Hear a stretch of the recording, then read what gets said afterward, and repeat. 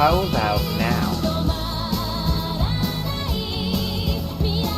Is it working now? Okay, alright. It's fixed.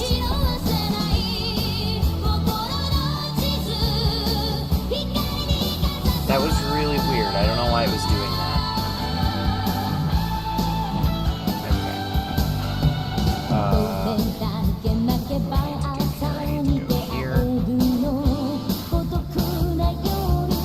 Okie doke.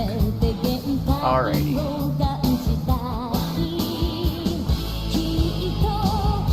They're actually all Fudos, yes. Look at this one. This one's insane. What was I doing? Oh, I was in the middle of dumping all of my...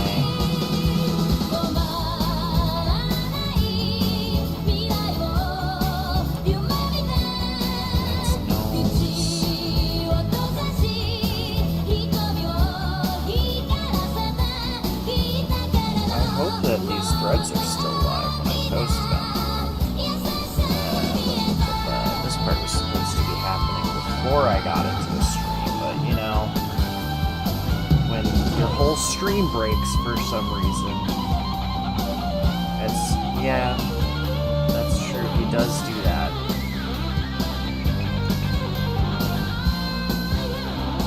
Hey, Rideat, how you doing?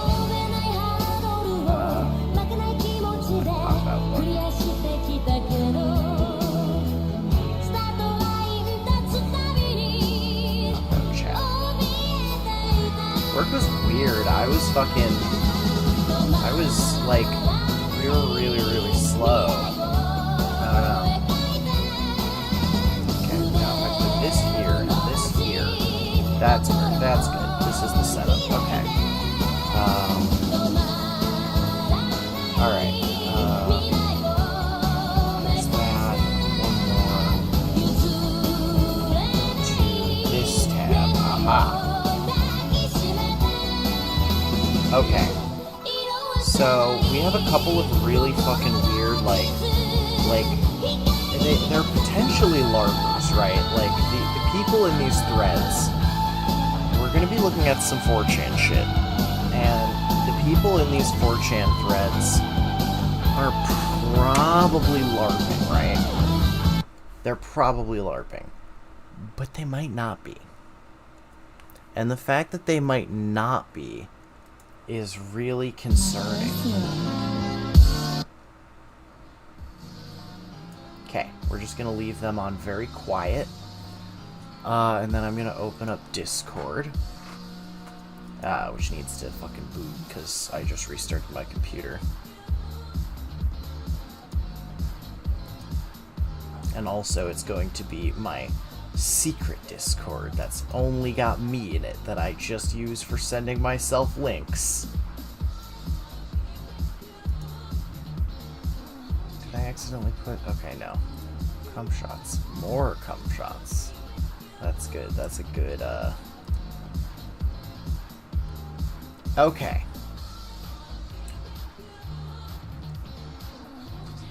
Okie dokie. So... this is a weird fucking thread that I happened upon.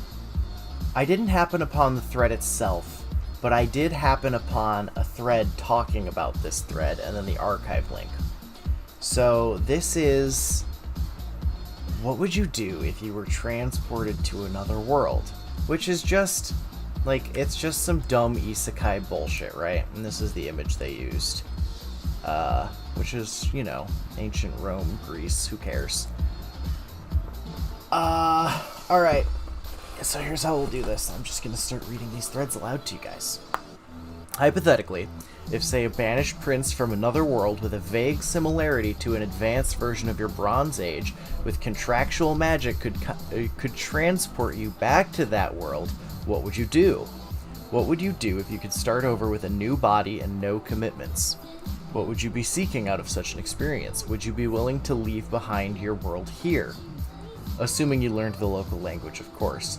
And if, just for argument's sake, The prince had a desire to utilize you as a sort of muscle to seize back his rightful titles from some unscrupulous and duplicitous so-called family members who robbed him of his title and contractual magic over his own household and farmers. Would you be willing to become a contractual soldier and assail said feckless swine? And so this thread is weird for a couple of reasons, because, like, a lot of people are just down. A lot of people are just so fucking ready to be isekai'd. The first guy obviously says hookers and blow. Sounds like somebody needs to do their homework.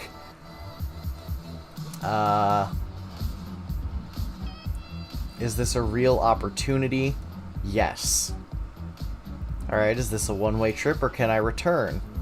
I'm not sure. It is possible, but I cannot guarantee that you'd get back to 2020.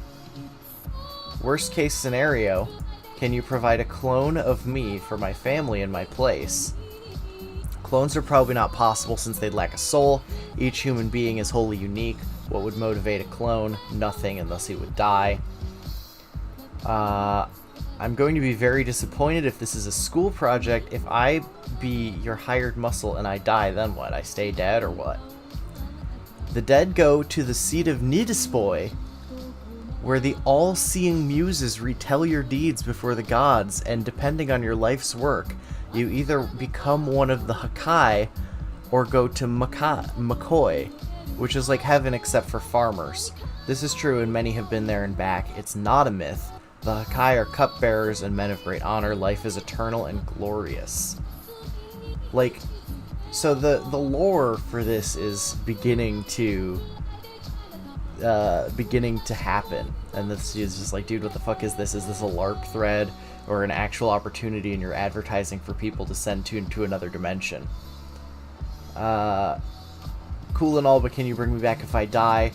No, but man can return from the dead. It has been recorded that men who had died were given life again and retook command of armies and cities. And then somebody else asks about cloning. Just more clone questions, which, no. I'm in. New World, new stuff to do. I'm still waiting for fucking New World Online to launch. It looks like it's probably going to be this coming month. Potentially, if it doesn't get pushed back for like the 10th time.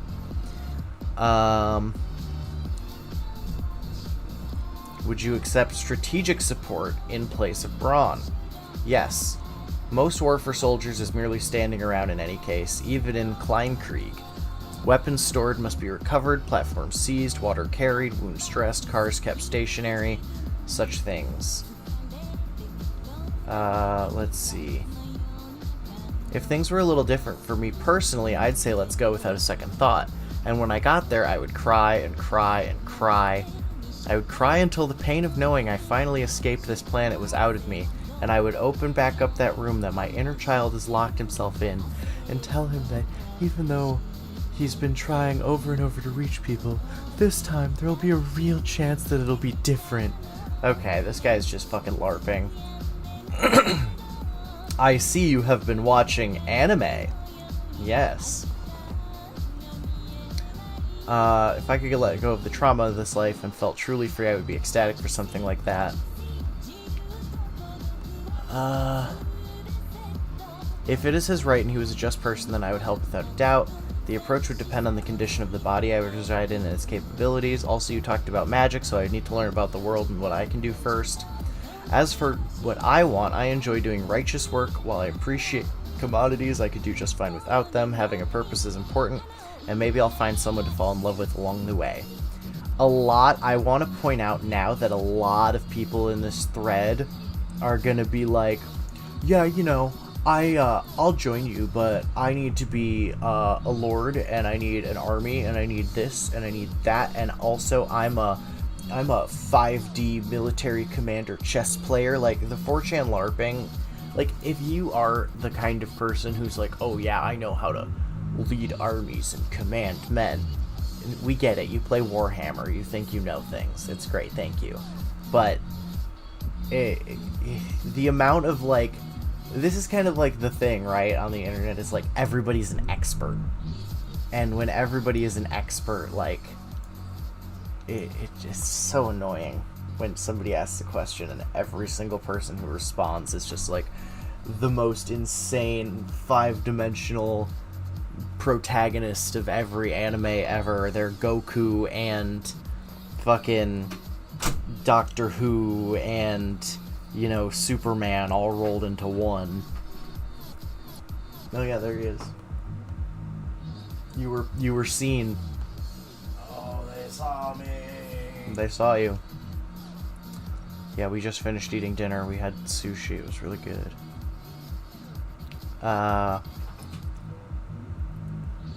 So this guy is saying, yes, he'll go. Everybody wants to be Zero from Code Geass. We actually just watched an episode of Code Geass. It was good. Yeah, we're watching Code Geass. That's what our anime watch list is on right now. Everybody wants to be everybody wants to be Zero, Kira, and L all fucking rolled into one. But also like a master fucking martial artist kung fu fucking monster. I like it. It's just Death Note with giant robots. Is this a funk mix of plastic love? Interesting. Mech Note, yes, that's exactly it. Only if in return you show me and then train me how to venture to other worlds and allow me to wander once our business is resolved. Further, I'd like some small, modest land holding and a modest farm in your world. Don't interfere with what I handle, with how I handle what you want me to do. What would I need? A brief about the upsetting cult in question, knowledge of how locks work in your world, knowledge of magical charms, words, barriers in your world, and how to detect and circumnavigate them, unrestricted access to records both public and private concerning the upset in question, detailed descriptions of family members, explanation of how titles work in your world, a detailed hierarchy of power, a 2 to 3 man team of trained surveillance crew who will listen to me, food, water, and shelter, lockpicks, disguises, and discreet armor. A brief primer on the social mores of your world, the maps or floor plans of buildings I ask for, weapons or poisons or compromising material. Your trust. If these terms are acceptable, then please get in contact. If he had all this, if he could just give whoever all these things that you're asking for, he would just go get the thing that he would not need to be isekaiing people from here to his world. Like, he's here because he has no resources, and he's trying to grab, like, literally just dumb muscle. Summoning a fat, out-of-shape person seems like the wrong idea. But to answer that first part, I assume I would freak out for a bit, see what sorts of magic they had, get some healing, and start training to get in shape. Sign me up, I'm bored and ready to help you launch that coup.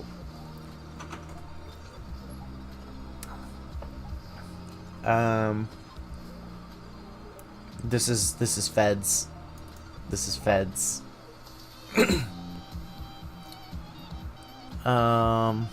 This guy's just saying yes. This guy's just saying yes. This guy's also just saying yes. This guy wants to be turned into a big titty ripped Valkyrie woman. I don't know if I can actually keep that on screen. Goodbye. Let's see. Oh wait, did I turn chat off? No, chat's there. Yeah, I'll get isekai'd into the other world with you, but you've got to give me a 14-inch dong. Only one of the royal line of amber can move across shadows, and only if they walk the pattern first. What does that mean? I don't know. There would be real men, real women, real challenges, real meaning, real life. If we come to a mutual agreement, I'll fight for you. I'd also it's been a long time dream of mine to explore a land like Tolkien's Lord of the Rings or something similar. I'd be willing to come and help you, although if I was to become a woman, I'd 100% be in. Okay, this guy's just LARPing as a Japanese Imperial soldier. Can I have eternal youth and regenerative powers? I'd like to add that I'm a good strategist as well. Strategist. Strategist with 2 A's. Love studying old battlefields and seeing what the commanders of the time chose to do with the troops/resources they had. Prince who lost his kingdom. Wait a minute. It's Vegeta. And his massive milkers. His oingy boingy chest bursting bazongas.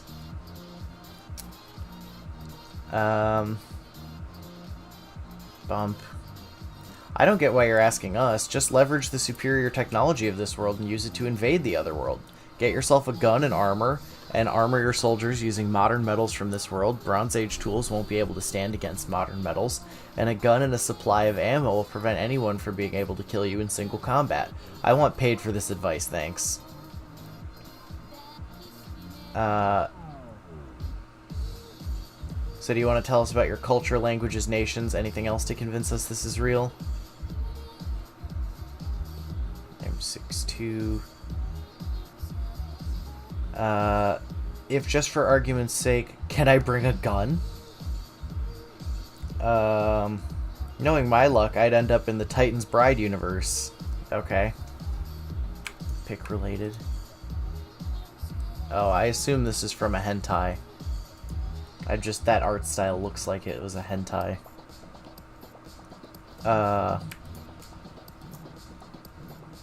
Okay, he's just tall.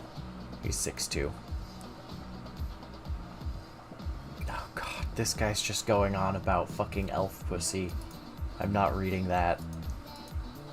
I'm not reading that. List the references, please. Space Funeral, Dragon Ball Z, and a Connecticut Yankee in King Arthur's Court. I am working on my plans to retake my birthright. I will need more than merely a dozen willing men here. If gods grant me good fortune, I will seek you out in the autumn, when soldiers are absent or harvesting their crops. Learn how to use a spear and shield or how to scale walls. Do these people actually want you to rule them? How do you stop attempts on your life? You were disposed of once, why not a second time? What level of fortifications can be expected?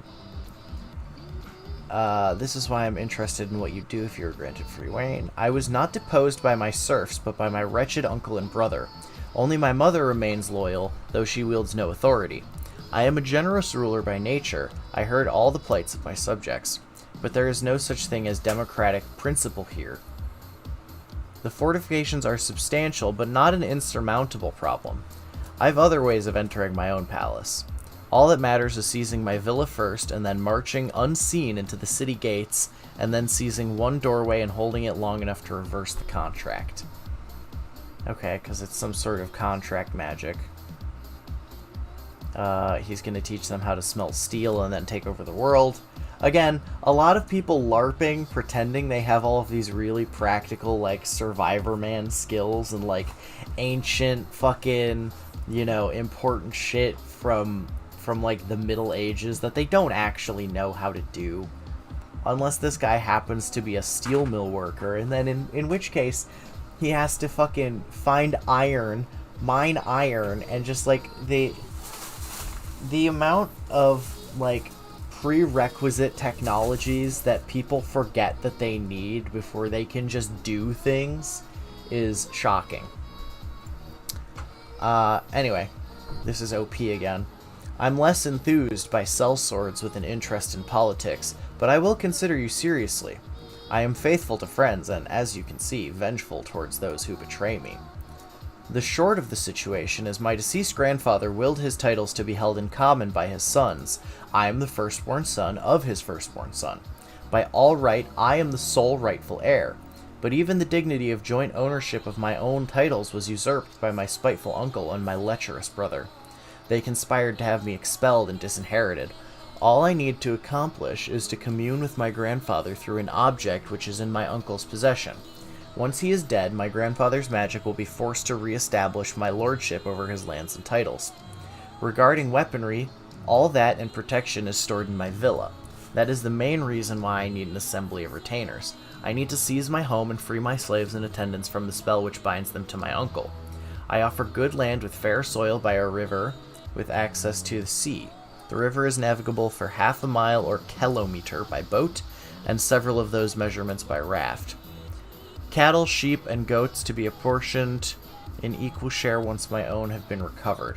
So he's gonna like give you a little bit of land and some farm animals. That's probably a lot. First, I'd try to get a girlfriend or wife in this new world. Modern technology sucks anyways and spies on you, so I got nothing to lose. As for this Mountain Blade scenario, I'd serve as some sort of tactical advisor of some sort.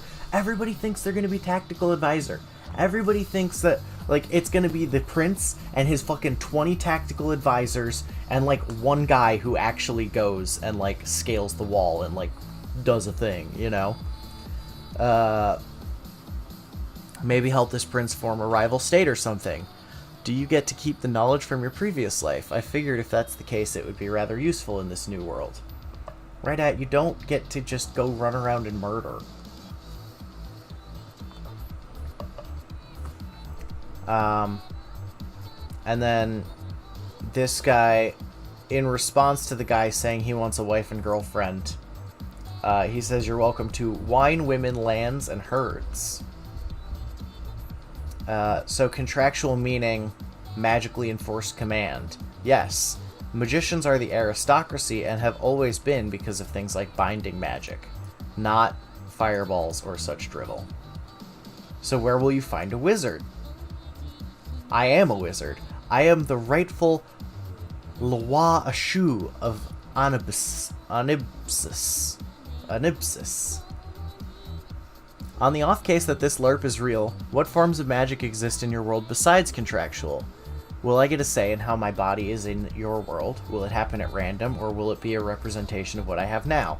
Will I be subject to birth defects like I have now? Have you considered hiring on carpenters, plumbers, forge masters, who could give you an edge over your contemporaries? I know a great deal of military history and would love to be able to apply them in an era such as yours, if given the right people and resources. Only if my family knew I was safe and I don't have to get into good physical condition first. Yeah, that's fair. Oh, I'm so fucking full of sushi right now. It's hard. It's hard to stream when I'm full of sushi.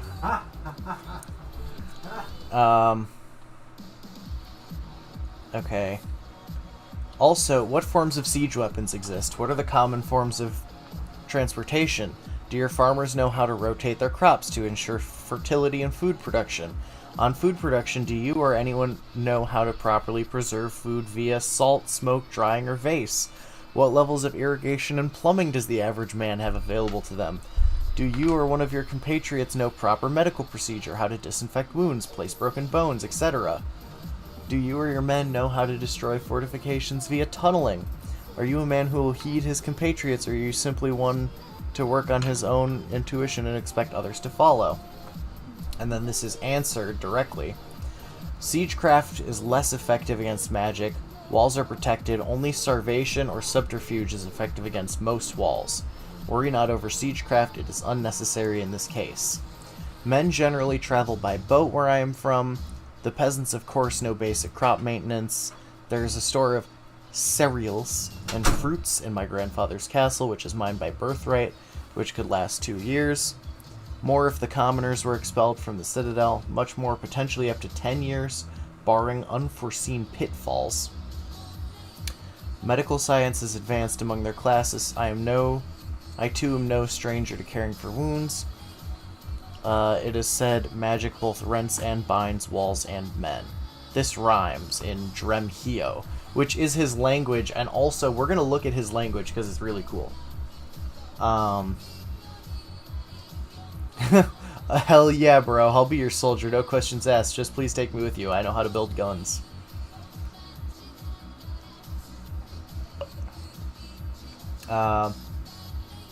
Let's do this. Your second question is the easiest to answer. Your body is a reflection of your soul. That's true. We could sign up for this and then take over and build our basalt pyramid. Well, no, because we don't know if his world has basalt, because we're going to get into what his world does and doesn't have. And also, there probably are titty bars, because we're going to get there. Yeah, no, the composition of his world is different from ours. We're going to get into what they do and don't have in a little bit. Oops, I gotta open this before I just pour water all over the place. Reading streams are hard on my throat. Arigato.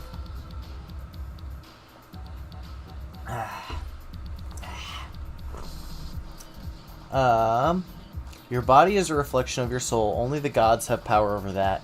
You'd certainly not be afflicted with a birth defect during the Racicha.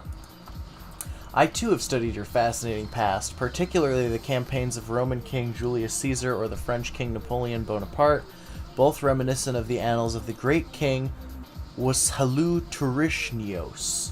So, like, he's got his whole own history. He's a wizard.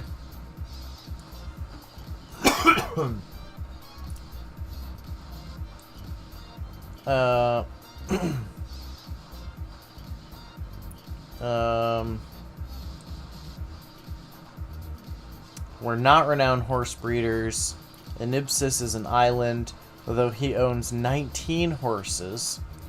They descend from the same stock as a legendary general of my mother's family's house. They are mine, yet they've been stolen from my own stables. Each horse had a name, and they were all fine steeds. It is an unspeakable crime.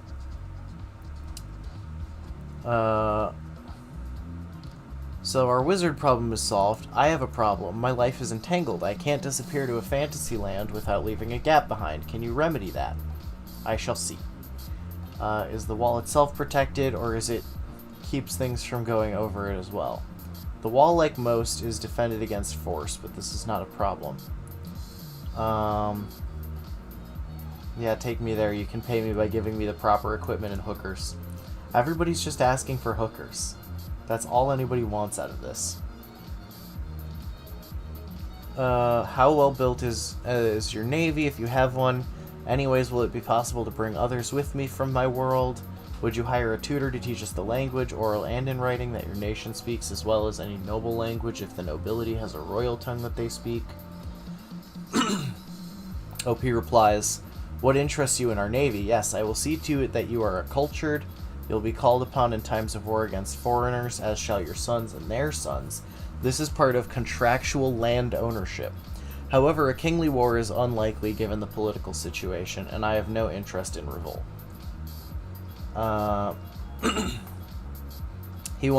This guy says yes, but he wants 1 acre of farmland, 2 farming servants, 30 cannabis seeds, also access to the royal libraries and an uninterrupted seminary with any alchemists or court wizards under your lordship twice weekly. Twice weekly! That's insane. Those are my terms of payment, but until the job is done, boarding, wenches, and mead. Yeah. Everybody just wants hookers.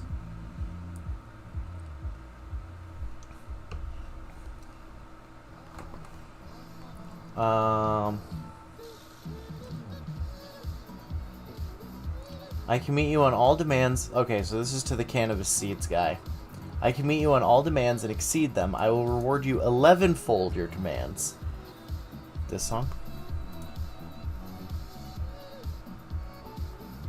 It's called Crystal Dolphin.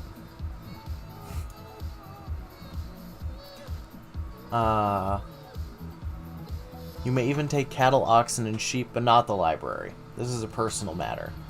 Nor is it technically a royal library. I'm not a prince of a king. I am akin to the heir of a count or a baron. There is a royal library, but it is 2 days by sea and 3 by river, and then a hand or 2 by car. Though I assure you gaining access to the library would be an adventure in itself for a commoner. cool. Don't kill me or wipe out my family tree or anything like that. Why does a Bronze Age society have cars? My apologies. I meant to say wagons.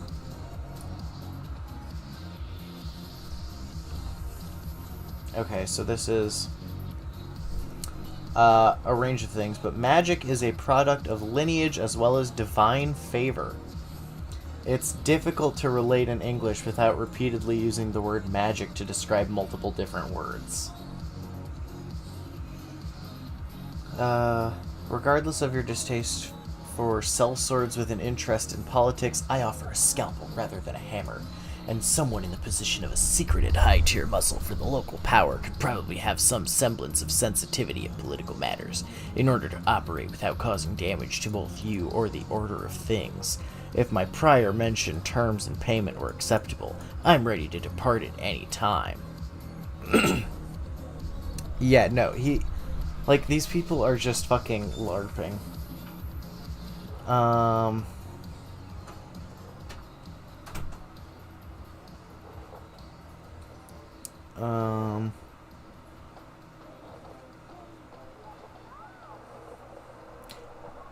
Okay, so this guy says, I'm as interested as anybody in a chance to see another world, but so far I haven't seen any sign of how you'll find/contact us.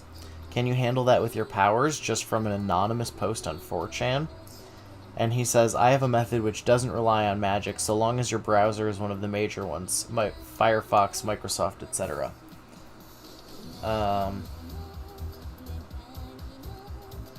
Does it work if I'm on mobile? Safari. For the record, I would be in it for the chance to see another world and experience magic. I'm entirely uninterested in the politics there and have no desire for political power myself, if that's something that worries you. As an exchange, though, I'd be willing to sell my services in whatever capacity for a word that magical, I guess is the only word for it.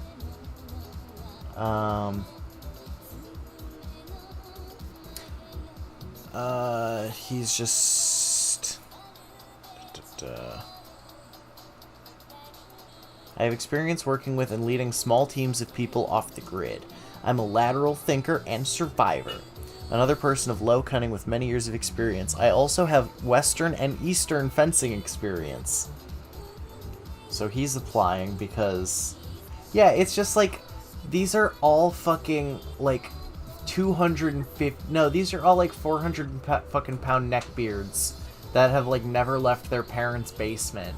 Who are just like, I'm actually, Darkness Sword Master 11. My real name is unknown to anyone in this reality, but my true form is that of a 7'9" Giga Chad who knows every type of martial art and all ancient disciplines and skills. It's just like, come on, dude. You had me at a sale said feckless swine.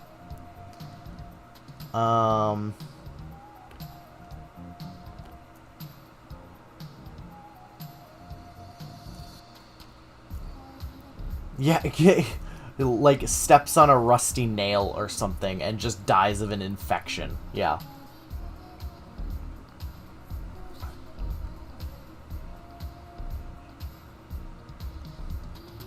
Okay.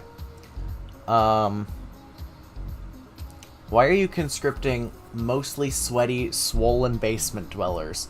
Also, how are you in particular a Duke's son of sorts, so damn tech savvy? Also, for clarity, this is the cannabis seed guy. I'm very personally intrigued by chemistry, alchemy, and physics. My other pastimes involve critical thinking, sword sparring, and exploration. In short, I'm fairly active, and I'm certainly no dullard, despite my many vices. Why is this important? Physical faculties. The whole bit about a new body. This might bring to light some less than immersion-breaking questions, such as, wouldn't traveling to the past cause some sort of time disruption? Why would I need a new body? Why would my personal chemical composition remain the same? Why are you talking like this? Who the fuck talks like this? I am in no way attempting to discredit your lordship. I just seek the wisdom of the world around us. At any rate, I would love to stage an insurrection in medieval wherever, regardless of your narrative being wildly vague. Let's see.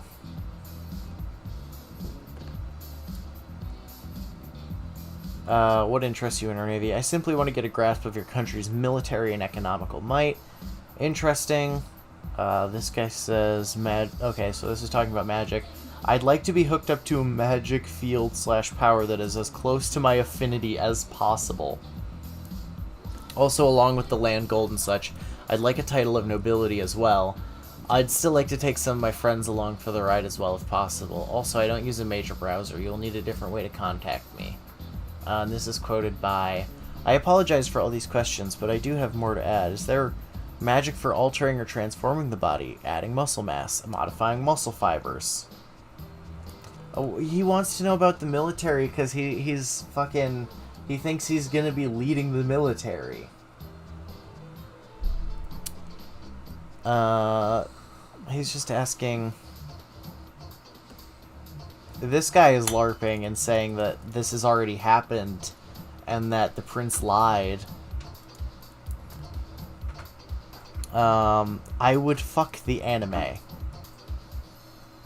Yes, that is the only real response.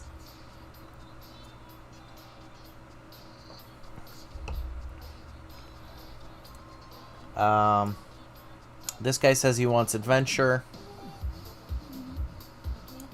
Legend has it that Chinese Kung Fu was started as an exercise regimen because the Indian monk who traveled to China to teach the monks his philosophy was disgusted by the poor physical condition of the Chinese and their inability to hold meditation positions for long periods of time. If you're on X and you're fat and you're lazy, then you're just a LARPer. Discipline of the mind is 5 times harder than discipline of the body, and anyone serious about developing psychic powers needs to be in good shape. Survivalist experience, Western and Eastern martial arts experience.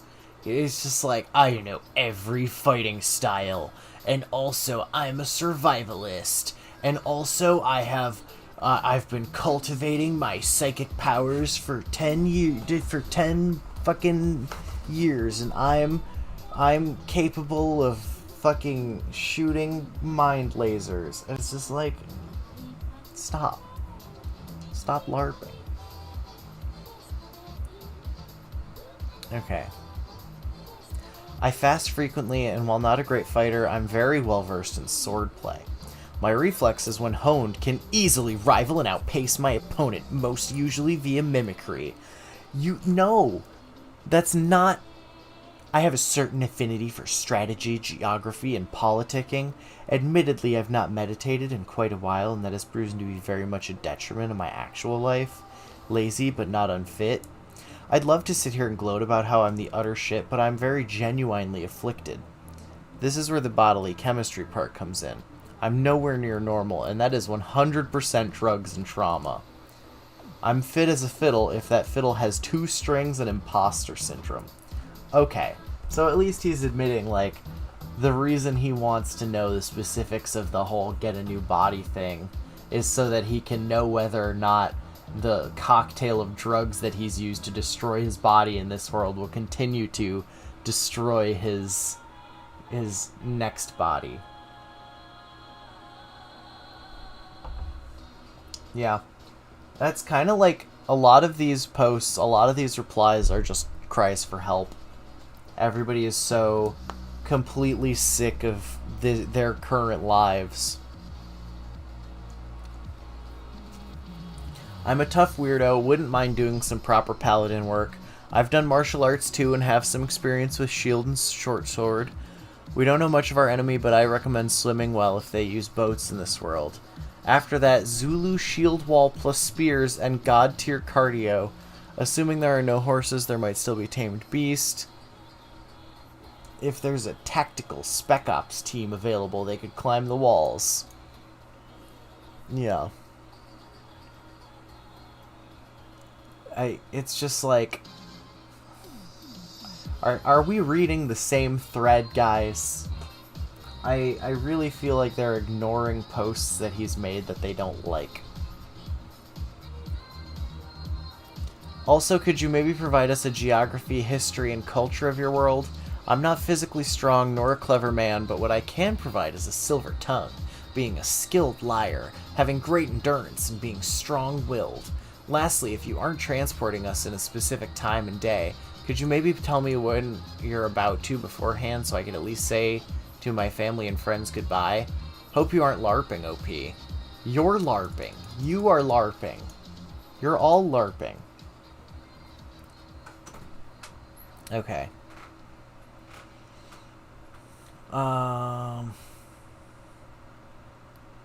Brave browser, 10 out of 10 would fight alongside with.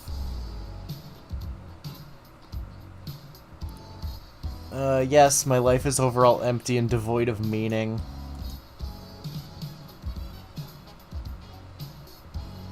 Yeah, they're just...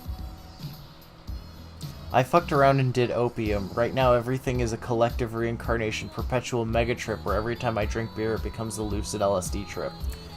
What does that have to do with the thread?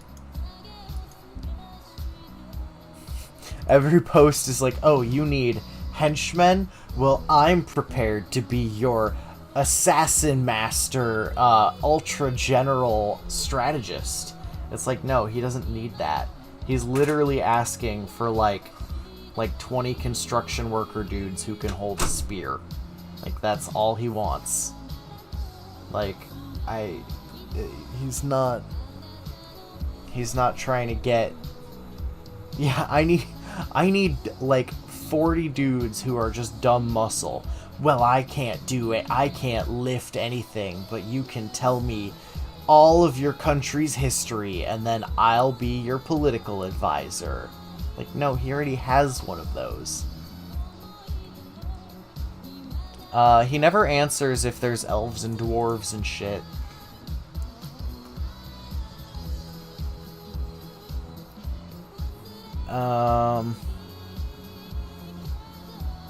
Let's see.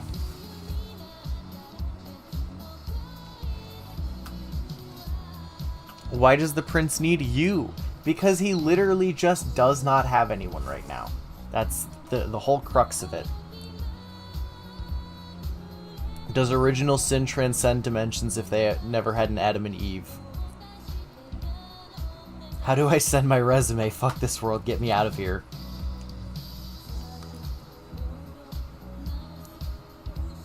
Beating Mist. What game is that again? I don't remember. Graphic adventure puzzle game.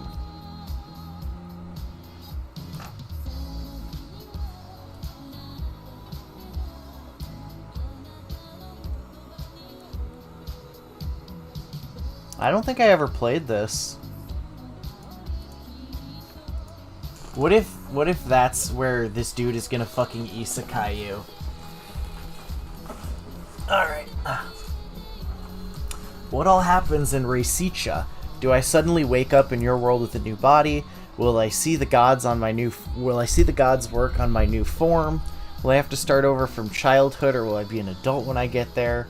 If it's painful, or like, is it painful, and what all do you have to do to perform a Reisicha? I would like to know how to perform them in the future as well. Becoming a planeswalker would be ideal for me. Like, also, are we able to take anything with us? If we're able to take anything with us, just bring a minigun. Like, it's not hard.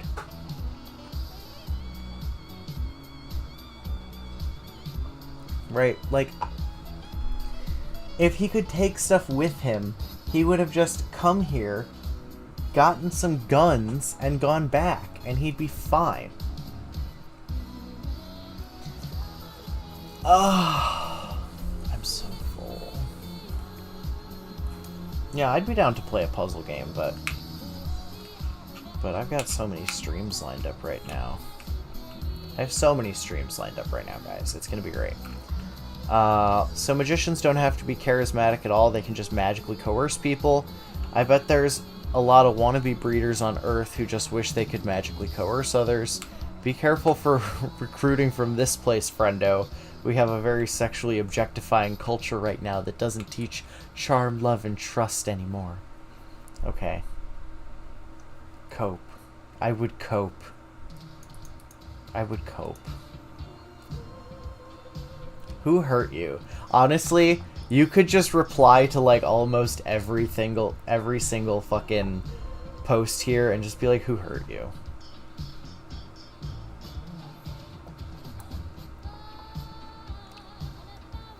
Hell no, I'm Grill. I have rights, hot chip, phone, etc.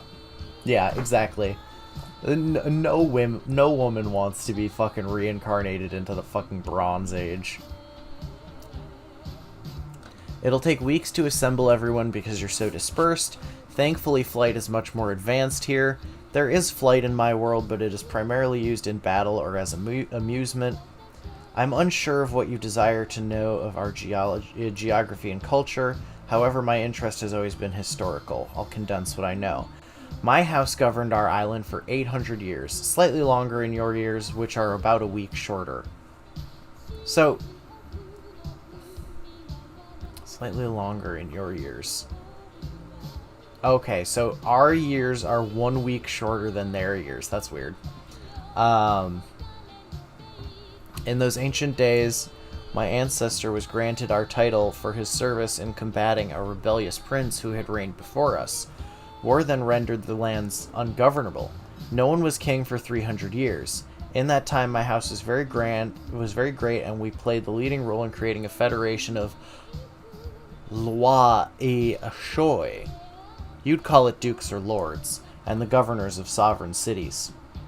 Like, the lore behind this is so cool, but everybody else LARPing is just like, I want wenches and a title, and I want to be the Night King. This was a time of many great and noble deeds. Many great civilizations rose and fell, and for most of that time we kept our independence.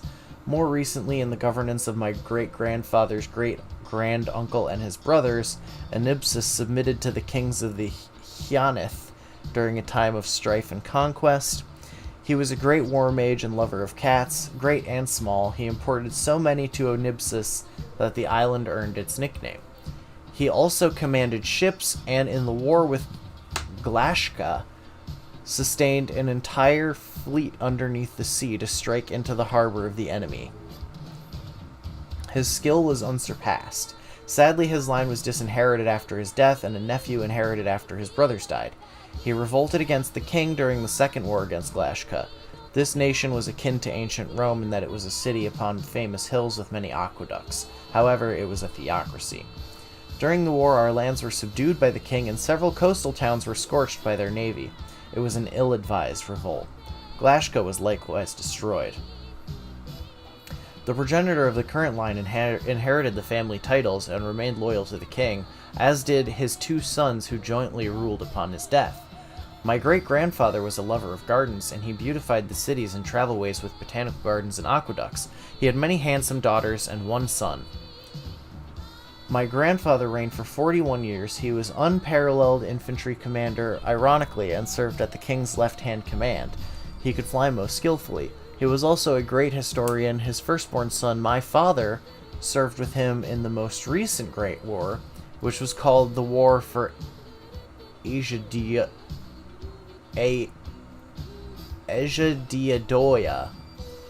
was also called the Volcano War. Please just call it the Volcano War. I can't say this word. Look at this. This is the only place on the whole fucking internet with Ejadiadoya as a typed out fucking thing. Like, this is so interesting and fucking unique. I was 9 years old when I traveled east to the King's Court, and 11 when I served as his attendant in that war. It was a marvelous thing, and all my family served with distinction. We are not a backwater island or a house of poor renown. Tragically, my good father died many years ago during a construction accident. As for our culture, what interests you? I feel it useful to add that in the kingdom of Hanoi, inheritance of titles cannot be divided anymore by proclamation of the old king. Thus, though it is custom in our lands, what was done to me is no longer legal and valid. I am absolutely the proper heir. Were it not for certain inconveniences, I would have appealed to the king to resolve this. I am absolutely in the right. Okay, so he's Okay, so he's answering about the changing of your body. He says, yes, such things are possible, but only over long periods of time and at grace caught to the victim. I would commit against, or I would, wait, he says he would never commit such an abomination. However, there are many mages who chant in great numbers behind an army. They fill the hearts and thews of the soldiery with palpable courage, rage, or terror. Oh, shit.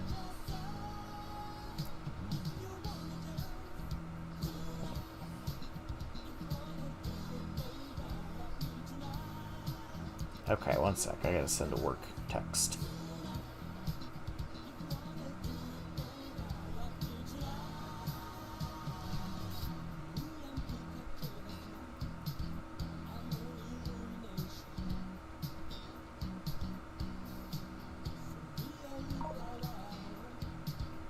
Oh.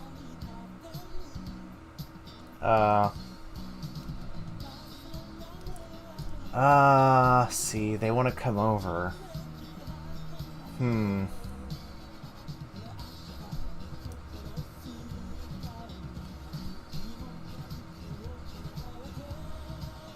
Okay, There are many methods of nullifying magic via designs on armor, and especially shields, which are like tapestries of defense, somewhat akin to how a stealth airplane utilities triangles to conquer the sight of radar. I have nearly 60 of such shields at my villa. This is why I must gain access to my villa. Furthermore, gambeson armor absorbs most of the shock of one kind of common magic. I will explain how to prevent another form of magic from causing blindness, nerve damage, and such things once we are together. There are only 2 real adversaries to worry about who are versed in magic. It is of little concern.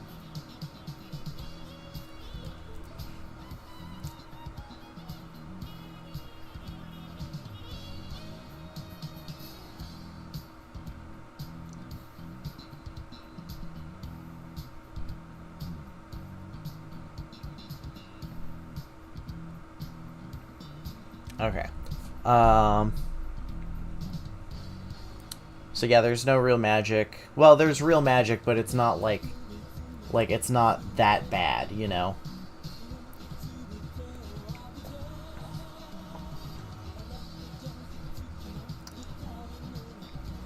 Okay. I'm in just on the off chance this is real. Bronze Age, just become a tyrant and start fucking everyone.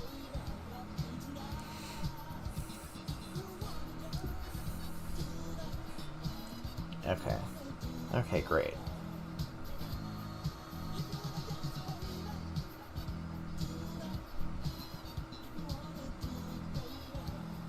Okay. Let's send them that. Alright, they're gonna come into the chat. They're gonna hang out with us. What was the question? Can we take anything with us? No, it is spirit travel. I traveled here via the same method, and my body is different, but my mind is identical. I remember and feel the same. Per your question, traveling is like dreaming at first. When you awaken, you feel as though your spine was hit at about neck height. There's a migraine, but not unbearable. Wine helps. Time cures. There is also a tiredness about the limbs. However, I have planned for this. There are many places untraveled and safe to reconstitute. Within a day, a friend of mine will arrive with clothes, water, good, and weapons. Though I should mention that I felt nausea and dizziness for several hours after traveling. So it basically gives you like a really bad hangover and migraine. Current world is boring. Magic would be fun.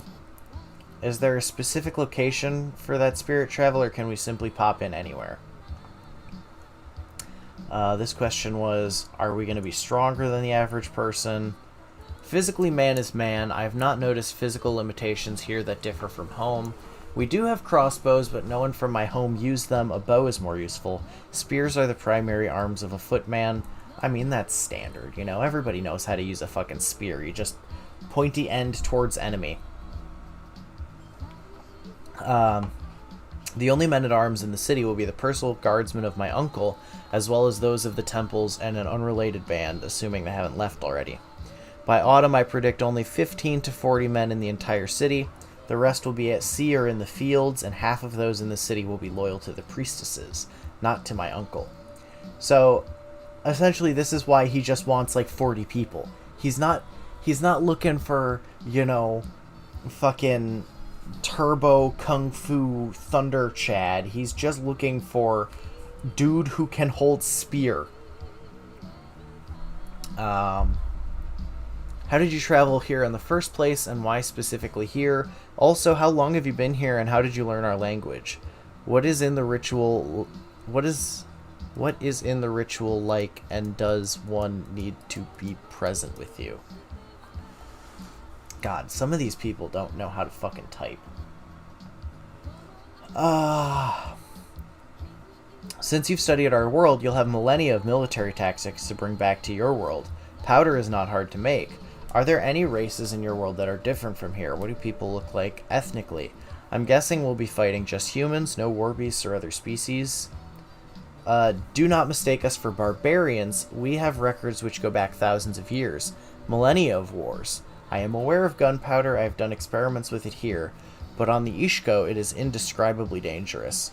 I will explain to you in person why this is so, and in greater detail, once one of my compatriots with far greater knowledge of the religious orders is available to meet us. But for practical purposes, gunpowder is out of the question. The fauna and flora of my world is analogous to this one. There are only mortal, though treacherous enemies.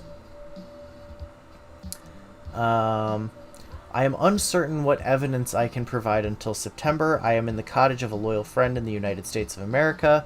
I left all my insignia and my wealth at home during my escape. There is a small diaspora of Dramoy in this country and in several others. Some are victim of similar underhanded treachery. I will not meekly surrender what is mine by birthright. Your world is one of two known others. Yet this is one of many secrets kept by priests and scholars. I am not wholly alone. I choose this one because it has a more fascinating history, and since I was already versed in English. I improved very much in the past few months. I know little of the other world. So he learned English before he came here.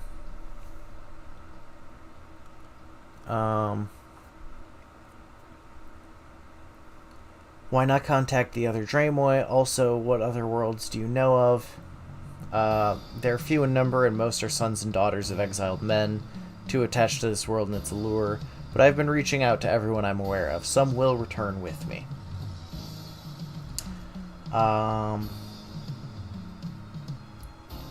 There's a different culture and world. Okay. Mind letting us know what state? It's New Jersey. He's in New Jersey. So he's in Jersey. My throat fucking hurts. Alright, we're gonna take a brief break. We're gonna look at the Findhorn Garden.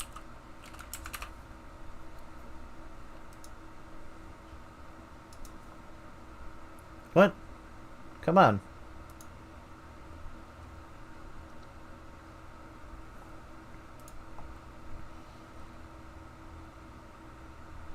How to see nature spirits.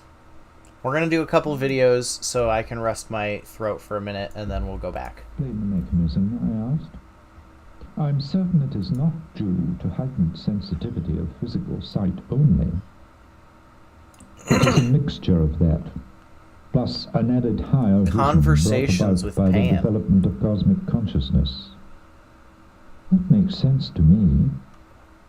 But I am unable to control it myself. For instance, I cannot wish to see a nature spirit and immediately do so, however hard I try.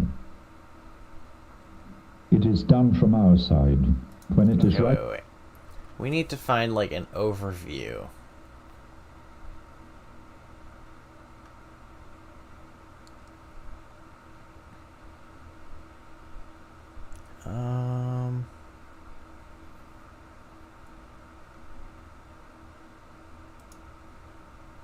Why can't I look at your fucking uploads, guys?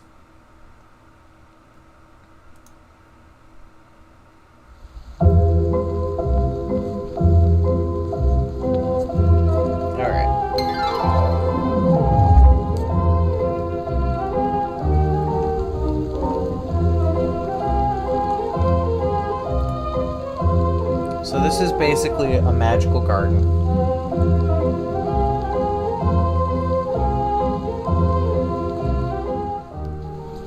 Welcome to the Findhorn community's original garden, where 45 years ago we grew the giant legendary cabbages. Now, but 10 years ago, I was They in grow the big southern cabbage. states of the USA, and I heard tell there a folk tale that they claimed was an ancient story of their ancestors, but I recognized it straight away as a true story of the Findhorn garden that migrated across the ocean. And now I would like to tell you the original story as it happened. For one day, Peter Caddy was here in the garden with his son Jonathan. And he said, Jonathan, I want you to go and get me the horse that is fastest from up the road at Brody. The fastest horse, Dad? Said Jonathan. How will I know it's the fastest How is that horse? possible, Pants? Because, said Peter, if That you go doesn't and get sound it, real. you'll be here, back here, before you've left. And Jonathan, true enough, he arrived 5 minutes before he left on the horse. Now, said Peter, you're going to have to go to the far end of our land. Take this turnip seed and plant it. Plant it, get on the horse and ride back as fast as you can. And whatever you do, don't look back. So Jonathan got up on the horse, he rode along to the far end, Pine Ridge we call it. He planted the little turnip seed. He jumped up on the horse, galloped Doesn't as fast as he Pine could. Ridge have UFO Behind activity? He heard all these strange noises, this rustling, twisting, growing sound. And did he look back? Yes, he looked back. And when he looked back, all these giant turnip leaves wrapped themselves around him and began to strangle him around the neck. But he had his Swiss Army knife in his pocket, like any good boy will, and he got out the turnip leaf cutting blade and he slashed his way through the growing turnips and made it back to the original garden, panting and puffing. So Peter and Jonathan, they sat and rested for a few minutes. Did you look back? Said Peter. I did, said Jonathan. I can tell, said Peter. Let's go and see what's happened. And they walked back along the road. And there, What they is the saw moral of this turnips story? already growing up past the height of their head. The biggest turnips that you ever saw in your life. And Is this a folk tale or what? What is happening? Why are the turnips? There's a lot of pheasants along there. They were really excited too. They gathered round the turnips and they began to peck at them. And they pecked openings in the turnips and they pecked their way inside. They created rooms inside the turnips. They created windows, doors, and an upper level to sleep on that they would flap up into. Roger the Dude, he came along and he saw those turnips with the pheasants living in them and he said, barrel houses. Barrel houses which, by the miracles of digital photography, you may any moment now see floating in mid-air above the original garden. And Roger, he took these whiskey barrels and with his chainsaw, he cut a door, he cut a window, he made an upstairs, and What? he moved in and lived. And that is how the barrel houses came to be in the Findhorn community. What is this story? But that is not the story I wanted to tell you today, because I really should tell you about the cabbages. Oh, good. I'm Now, after the so ready to exploit learn with about the giant fucking turnips, cabbages. Jonathan said to his dad, you know, I've never seen anything that big in my life grow so quickly. Ah, said Peter, you should have been here back in the day when we had the cabbages. For the cabbages, we grew right here, and we brought lots of seaweed from the coast, and we mulched it up, and we created a seaweed beautiful mulch. bed, and then we planted a little baby cabbage. And it sprouted and grew, it slurped up that seaweed, and Eileen would talk to it, and Peter would talk to it, and Dorothy would talk to it, and we'd sing around them, and they grew and they grew and they You grew. sing until to the one cabbages. cabbage, it filled this whole garden. You see, this shed that we need today to shelter from the rain, we didn't need then. We just go and sit under a cabbage leaf. Well, those cabbages, They grew, but eventually we had to harvest them and eat them. And when we harvested them, there was a real problem, because there wasn't a pot big enough to cook them in. So in those days, Pine Ridge, which I'll show you later, there was a big hill there. A big hill, and it was all clay. What? Are there pictures of these cabbages?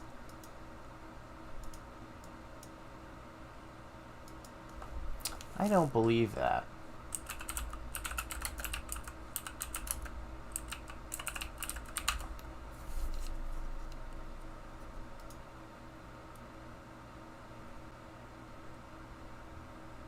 Oh my god. Look at that shit. That's insane. Okay. That's a pretty big cabbage.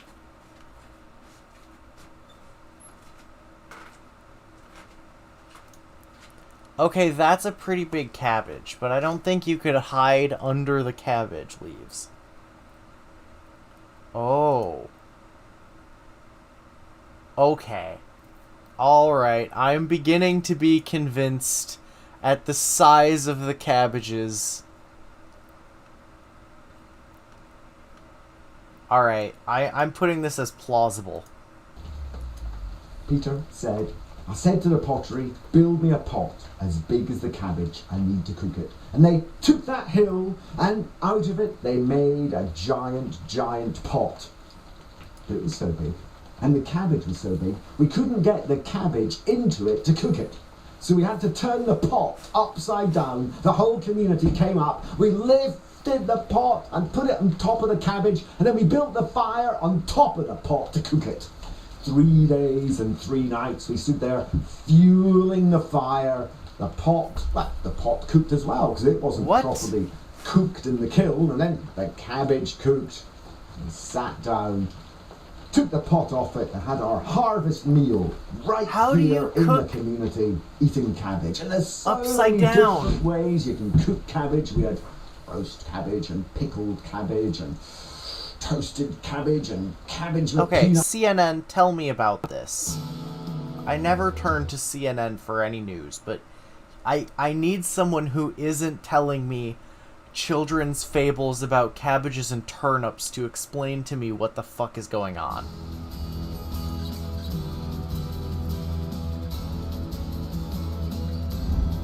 Like, I can't do that.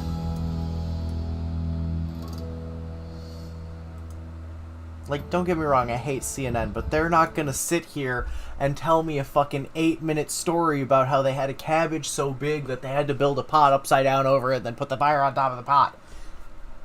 It's not gonna happen. They're gonna tell me something boring. Hello and welcome to Going Green. We're here in the Moray Firth of Scotland in this beautiful eco-village of Findhorn. Now, this community has one of the smallest measured ecological footprints in the world. Wow. It's almost half that of the UK average. That's interesting. Love that. Treading lightly on the earth and its resources is something we'll be looking at throughout this programme.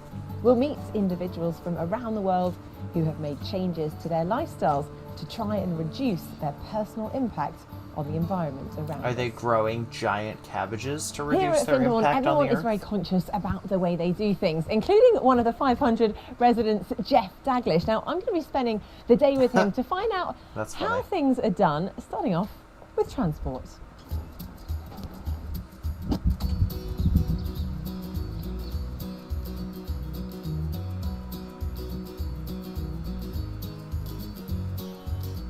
I mean, Jeff, first impressions, it's so beautiful, so tranquil here, but what's there's it like the to actually barrel house. live here?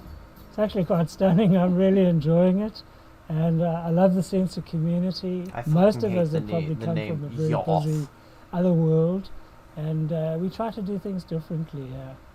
And you haven't always been like this, because I know secretly you used to be a bit of a petrol head. Well, what made you decide to take that change and change your lifestyle? Well, I had lots of fun with my old life as a petrol head, but I looked at my carbon footprint, and I thought the way I'm living is really not sustainable. So I thought I'd like to explore the idea of being in an eco-village with a very low carbon footprint, see how that felt. And are there Oh, any things moss that you have roof. to compromise on? Is I there love anything it. that you miss or not? I think we compromise on our living spaces sometimes because we're sharing them. What do I miss? Occasionally I might miss a little bit of the petrol head side of my life, and I go and I drive an electric car into town or whatever. We've reduced our ecological footprint in so many ways. We have our own wind turbines that supply all the electricity we need in the community. We grow a lot of our food, and we have eco homes that use local materials. So is the ultimate objective I like really that. to become self-sufficient?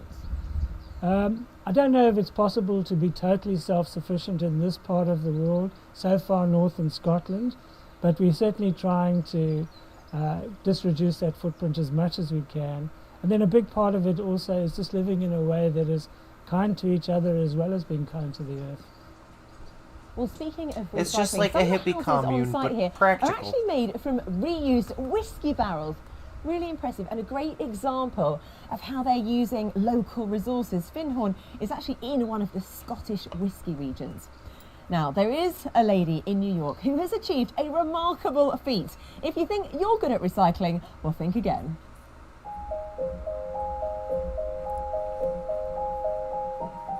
How did we get so much stuff in the world? Why are there so many chemicals and everything? When did this become okay, and are they necessary? Do I have to accept this? What are my options? I'm Lauren Singer, and I live a zero waste lifestyle. In this jar is all of the trash that I've produced over the past 4 years. Wow. By living this lifestyle, I've prevented thousands of pounds of trash from going to landfill. Yeah, I know I do. I'm bad. I'm a bad Actually, person. looking into my fridge was what made me realize that I needed to change my day-to-day habits. Every single thing that I had in there was packaged in plastic. And so I made the decision to first go plastic-free, and then eventually I learned about the zero-waste lifestyle. And Oh, but when those I did, bottle it was like caps. this light bulb moment for me.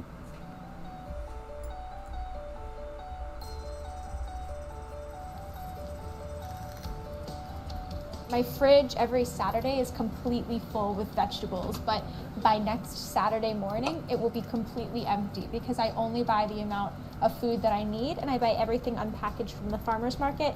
I can Excuse just bring me, my there's own a twist reusable tie bags, around put those. food in them and not have to use any plastic. And then can I get some eggs as well, please? Oh, she Even gives the the egg tags carton back. I can Ooh. give back to the farmer that I buy eggs from, and he reuses it for the next customer.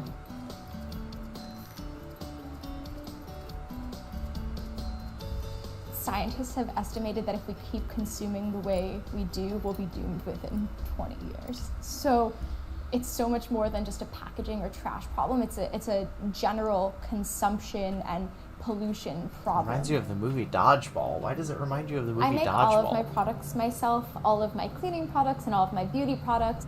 I make my own toothpaste because it's cheaper. It doesn't require the use of a non-recyclable package.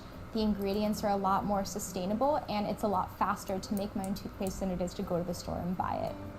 So in my toothpaste, We're I better use than you, baking and soda, we know it. coconut oil, a Yeah. little bit of stevia to sweeten it, and essential oil of peppermint, or if I'm in a different mood, something like cinnamon. But that's the cool thing about making your own products. You can make it exactly what you want. You're the boss. I'll take my toothpaste, put it on my This toothbrush, would tick and off then our just essential brush oils. as I normally would. It's super simple. Okay. I've heard from people, you're one person, you can't make a difference. Well, for me, living zero waste for 4 years, I've already prevented over 6,000 pounds of trash from going to landfill. So that's already a very tangible difference right there. She says it's cheaper.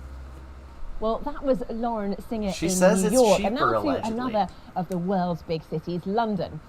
Urban areas are where we consume the Stevia's most cheap as hell. resources and also Coconut produce oil's the pretty most cheap. waste. And a young British businessman has come up with a way to tackle the leftovers essential of oils one are of our like- most addictive daily habits. Not that much.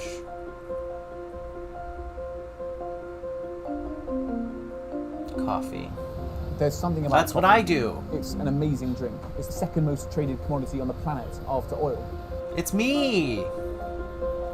In the UK, there's about 500,000 tons of waste coffee grounds each year. In London, about 200,000 You're pouring like tons. shit. Do it better. My name's Arthur Kay, and I found a way to use waste coffee grounds to create clean energy. Biobeam. On a daily basis, we'll collect hundreds and hundreds of tons from not just independent coffee shops and coffee chains, but Oh. also from large coffee That factories. knockbox looked like produce shit. Hundreds of tons of waste from a single site. Why would you use one of those? So we're here in the Biobeam coffee waste collection van.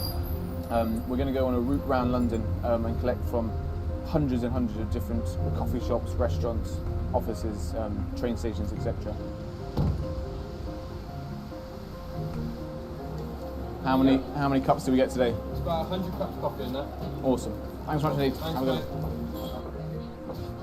So for me, the light bulb moment was when I was studying architecture at university and designing a coffee shop and coffee factory, not dissimilar to this. And I was one day having my morning cup of coffee that it was a bit old, had been left out overnight, etc. And there was a thin film of oil on top of it. And I thought there must be something useful in there if there's oil in the coffee. We've got a factory in Cambridgeshire where we turn it into carbon neutral biofuels. Yeah, but look at all that plastic. 50,000 tons of waste coffee grounds in the UK. So 1 in 10 cups of coffee roughly. We couldn't quite power all of London, but we can certainly power a small town or a very large village. It's a fantastic solution because you save carbon not just in diverting waste from landfill, incinerators and AD, but also you displace conventional fuels, whether that be a diesel, whether that be a coal product, at the same end. So you're killing 2 birds with 1 stone. Okay. All right. Thank you. Thank you, CNN. That doesn't actually help that much.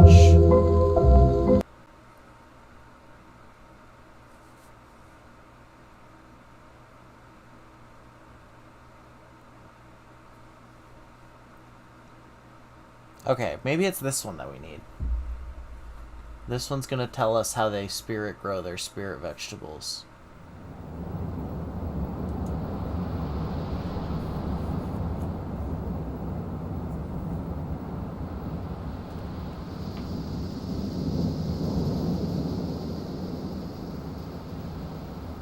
Hi guys, we're better than you.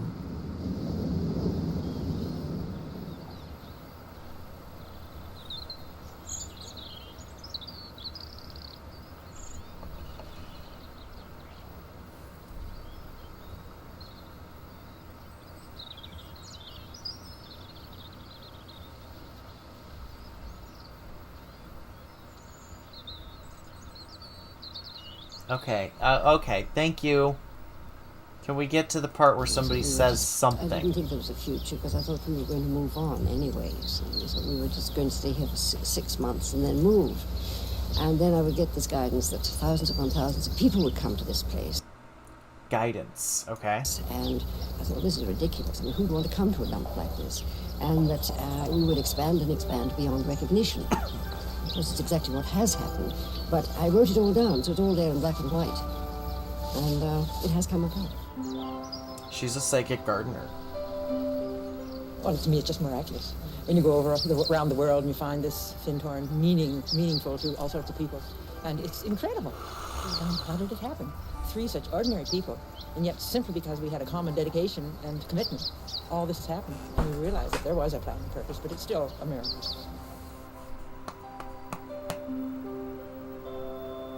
Oh, I'm such a fat boy today.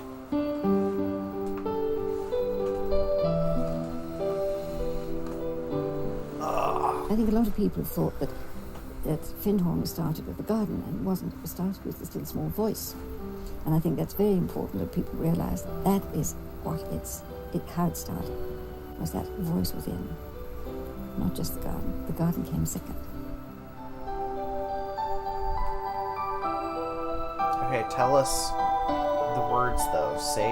Tell us the story. Don't just tell us there was a voice. I want to know. I want to know what's going on here. Tell the story linearly, people, please.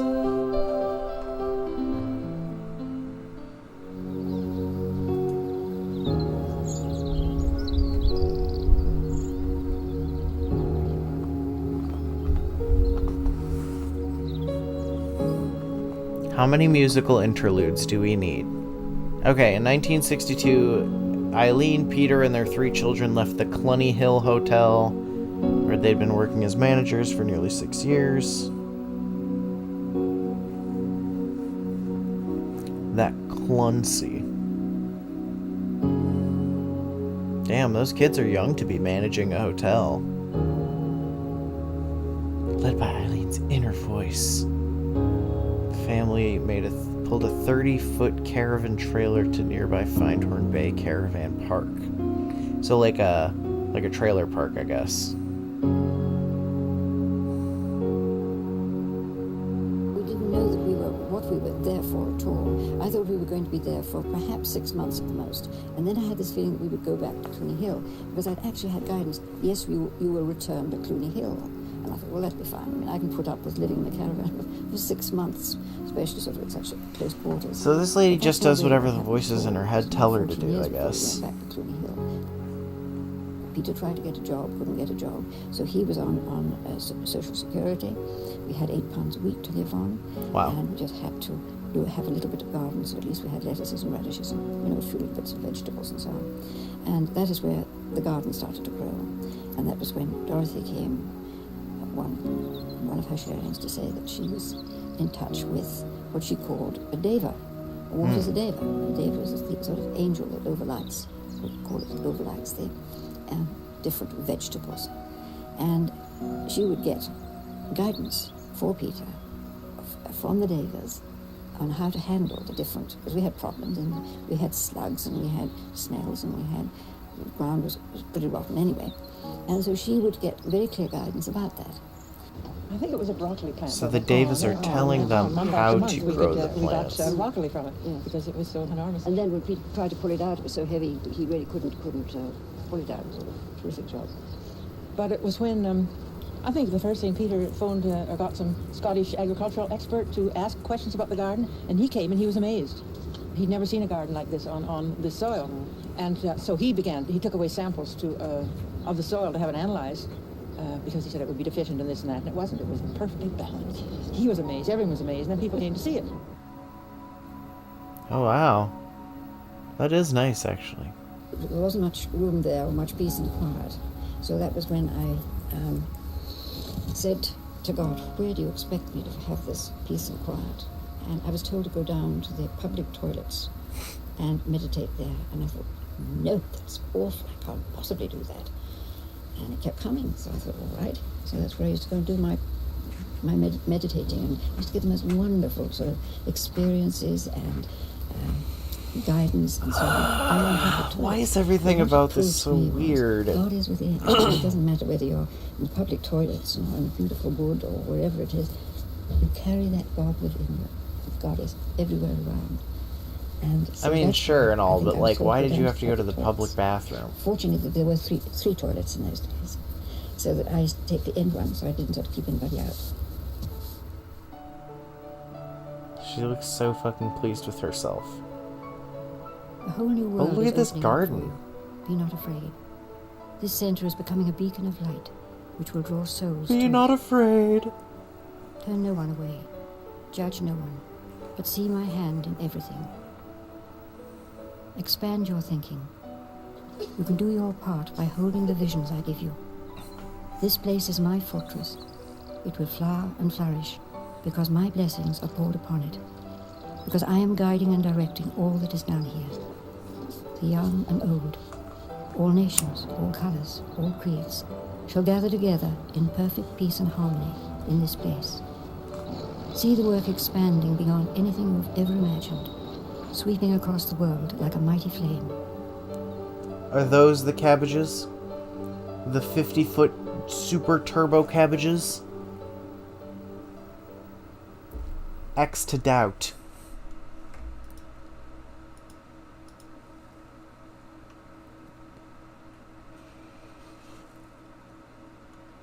Okay.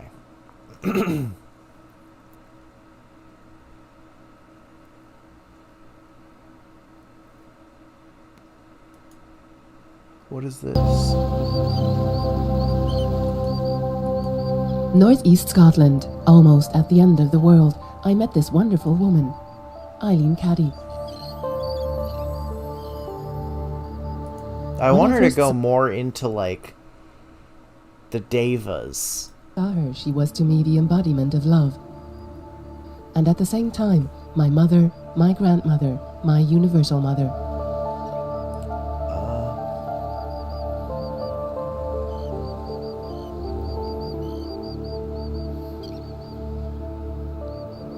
When I first came to Findhorn, the community had already been in existence for 33 years. Why did I come? During the Findhorn Experience Week, which I took part in 1995, I was touched by the universal love, and from that moment on I knew that I wanted to spend some time in this powerful energy. When Eileen came to the Bay of Findhorn for the very first time, it was the year 1962. She embodied a way of being, which was feet on the ground, but heart completely open. She was really shining and glowing, and it gave me courage to carry on, really, to be dedicated to my spiritual path. Her strong persistence and dedication has showed me so much, and continues. It's like there's this weird fucking spiritual movement in this bizarre little corner of Scotland that nobody's been aware of, and I kind of love it. And her messages, because they're not really a cult; they're just weird. Daily meditations or attunements that we do, because we often go back to her words.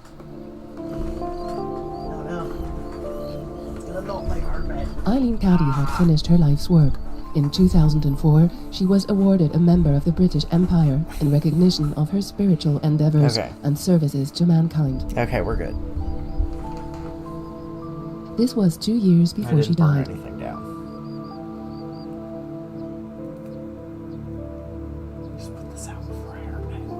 It was Eileen's kind personality that made me want to stay and meditate close to her. I find a lot of people come here to Findhorn and they see the way it's grown now.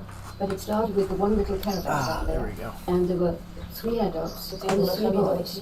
And there we lived. Is that the original caravan? I thought we would only be there for 6 months, but it was for 7 years. And I feel that we learned so many lessons living in such close quarters. One has to learn tolerance and understanding, passion, all these lessons, and patience. I mean, yeah, when Guided you're by sharing Eileen's inner voice in essentially a 1962, the small group was led to the you Bay know, of a Findhorn. trailer. Eileen wrote down her revelations on a daily basis. Her husband, Peter Caddy, with his positive energy, then made all of their plans become real. The third on the team, Dorothy McLean. She had the talent to connect with nature, thus eventually allowing oversized plants to thrive. Okay. With each digging of a spade, rays of love were sent deep into the inner earth. Rays of love. One of the most astonishing experiments on this globe commenced. So lange sind wir hier und schau jetzt, wie hoch die Bäume sind. Sind alle von uns gewachsen. Das war alles offen, Sandboden, Ginster. Cato Wanderer is one of the long-term members of the community. It was him who first told me about Findhorn. For many years he has been working in the garden, has lived through many changes in the community. Ich denke, wenn wir lernen, mit unserer eigenen Natur freundlicher umzugehen. What are you speaking? Wir lernen, dass wir untrennbar sind von der Natur. Foreign. Mit der Natur arbeiten. Thank you, fucking auto captions. That's what I wanted to know. Dann ist Findhorn möglich mit all dem, was jetzt hier wächst und gedeiht. Und dann ist es möglich, dass sich die Wüsten im Herzen der Menschen in fruchtbare Gärten verwandeln. Hey, Patty. Eileen's small group gathered round each evening in order to meditate together for 2 to 3 hours. Considering all aspects of life, their main goal was to lift vibrations. They started to send out rays of love into the whole world. Oh, they're sending rays of love. 2 most important lessons to learn when you put your foot on the spiritual path. One is self-discipline, and the other is obedience. Now, with self-discipline, when I first started, and this was like 45 years ago, I had They meditate, and it sends love into the plants, and that lets them see plant spirits, and the plant spirits make the vegetables big, I guess. You're on time. And then I would write everything down. Okay, you know what? Let's go back. I want to learn about this thing. Welcome again, everyone. Once again, I'm in Flora, which is the cutting flower area of the gardens here at the park in the foundation. Today I'm reading again. Huh? My grandma's last name. What? McAllister? From Seeds of Inspiration, Dorothy McLean's collection of Davic messages from various plants and flowers. Today I'm reading the message from the Aster Deva. Remember, the Devas are the creative intelligence that hold the seed patterning, the seed idea for the plant that will come into form. So Devas are like the spirit DNA. Let us share with being. you the high delight of the Devic kingdom. You humans get so heavy, so filled with concern about one thing or another, that you plummet like a stone to the bottom of a pool and separate yourselves from us, and from the part of yourselves which is one with us. Nevertheless, that part of yourselves is always there, beckoning, and it beckons to you on the material level through flowers. Flowers are joy, expressed in color, scent, and form, lifting the heart, comforting, speaking of perfection and hope. For if a mere plant can be so beautiful in a sordid world, what cannot the human spirit be? We talk to you through our flowers in a universal language. When you notice us, you cannot but respond. For what we have to express, you too have to express. And there is I perfect do harmony have to say between their us. flowers are very Behind pretty. these exquisite forms is a dancing delight of the spirit, Like, they're moving not fucked forever up like free some of the in regular perfect flowers rhythms would of get, God, you know what I mean? completely attuned to and sensitive to the slightest indications from the whole. That too you are, in power, and we would just remind you of yourselves. Can you not just look more in that direction? Look within, and you will find that high estate. Look without, and we will speak of it. Everything will speak of it if your eyes and your ears Like, are these focused flowers are so aright. geometrically When you are perfect. out of focus, we can still remind you of the wonder of God and lift your consciousness.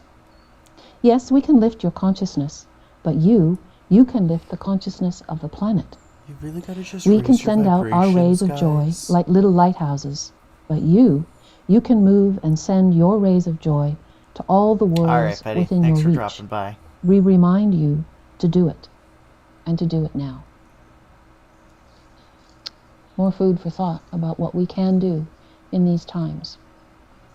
Until the next time, bye for now. Okay. That was just some, you know... This is a very traditional love and light, you know... Let's see. Sunflower, marigold. Okay, we're gonna do marigold because I'm gonna get a tattoo with marigolds in it soon. We're gonna do roses. So my tattoo's going to have roses in it. Foxglove. Horse chestnut. What is a horse chestnut? Lilac. Gorse.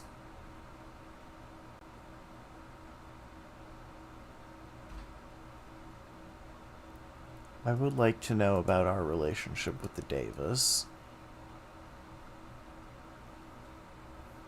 Okay, after we look at a couple of these Devas, we're gonna go back to the weird fucking 4chan thread. We're co-creating a new Earth. Life is a song. Rock of Love. That was a good show. Did you guys watch Rock of Love? It's a good show. That was one of the first shows that Sid and I watched together.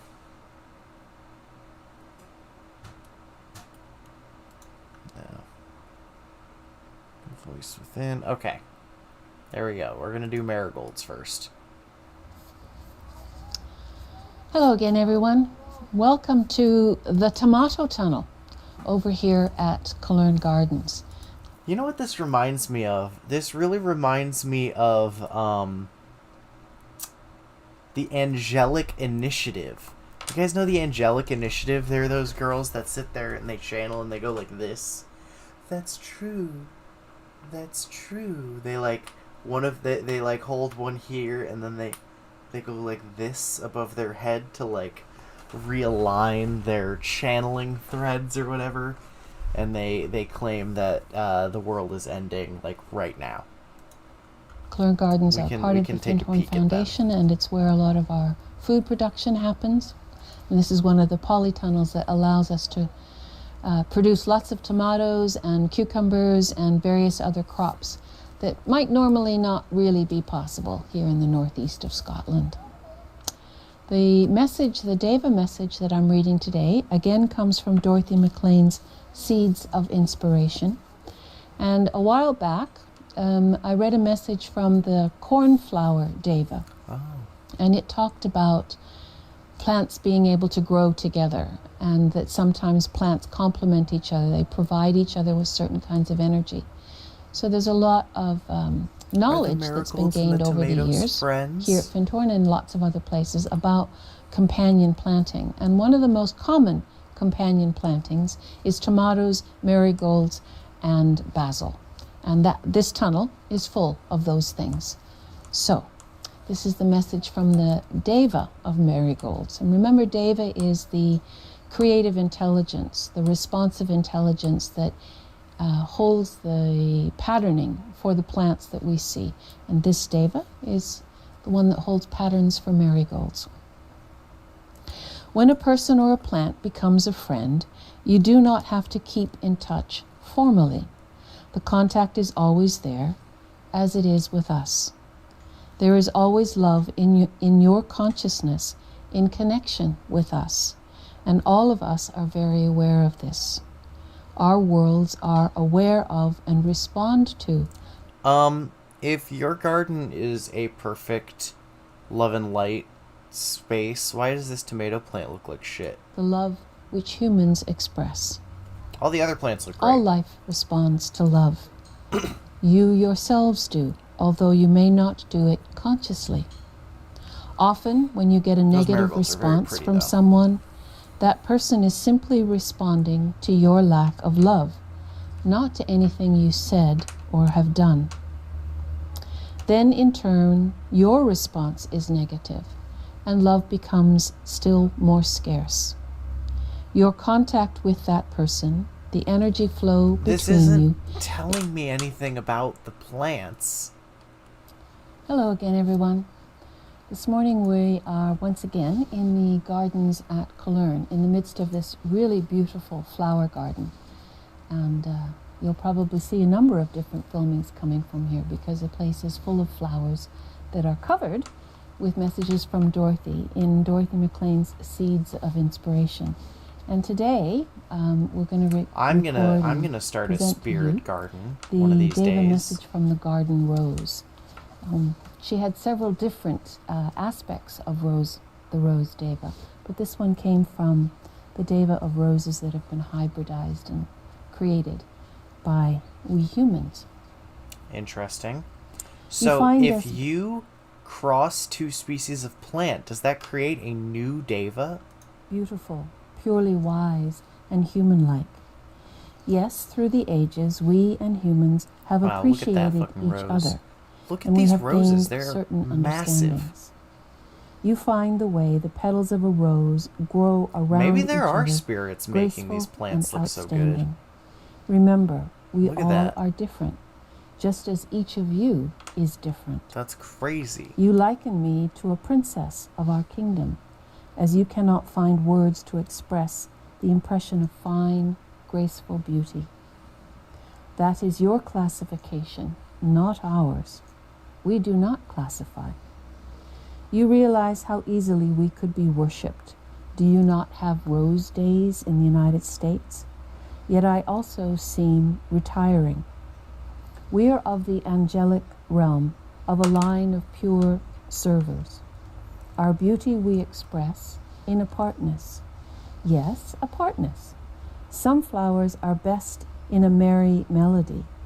We hold court alone. The wild roses are my cousins, but I have grown up in cultivated places with human help and therefore seem more human to you. Remember, I am a sort of shy cousin to all of you as well, and if you claim relationship, I will come to you. I thank you for your thanks. One of the doorways for Dorothy So the into her Rose relationship Deva with the David is realm, one of into the her relationship easiest with to the summon. intelligence of nature, was beauty. So I should grow And, roses. she was very attentive to beauty and to summon color. the As an Rose artist, Deva. color was really important to her.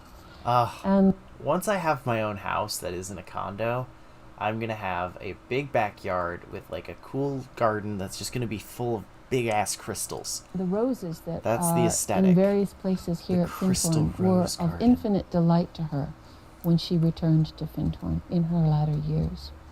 So, thank you, Dorothy, and thanks to you. All right, See you the next last Deva message. Hello again. And then we'll take a Today we're quick peek coming at to you what from the just behind Cluny the Hill. spirit women are up to. You will no doubt be able to hear the birds, mostly seagulls at the moment, but nevertheless. Today's reading I'm taking from Dorothy McLean's book, To Hear the Angels Sing. And she doesn't identify specifically which Davic presence this one came to. It's at a time when she was trying to understand the ways and means in which this relationship could be progressed between we humans and the Devas. And the Devas told her as follows. The initiative for this communion has come from humans. We are always here. Those of you who do reach us feel the touch of beauty, of truth, of wonder, and even a sense of homecoming. So you don't have to do anything. From this you will know that you have entered our reality, and you will wish to come again. You will experience an expansion of spirit, and you will be refreshed. We too are refreshed, because for too long there has been separation between our realms, to the detriment of both. We cannot come to you, but we notice, appreciate, and respond when you come to us. Your thrust of appreciation of beauty, of truth, and reverence, for a brief moment makes us as one. So this would actually be a really easy thing to test, is if I set up a garden and one of you has a similar backyard in a similar, region, right? Like temperature-wise. And then we water our gardens when the other person is watering, right?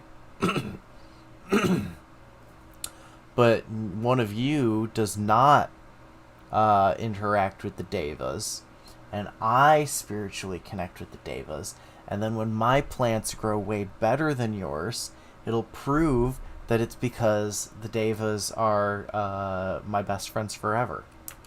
Generally, this does not last. You have not the courage of your convictions I'll buy into this. or the I like patience this conspiracy. to remain It's not with even a us. conspiracy. I like We this say, concept. I relax. like this idea. Shed your old knowledge.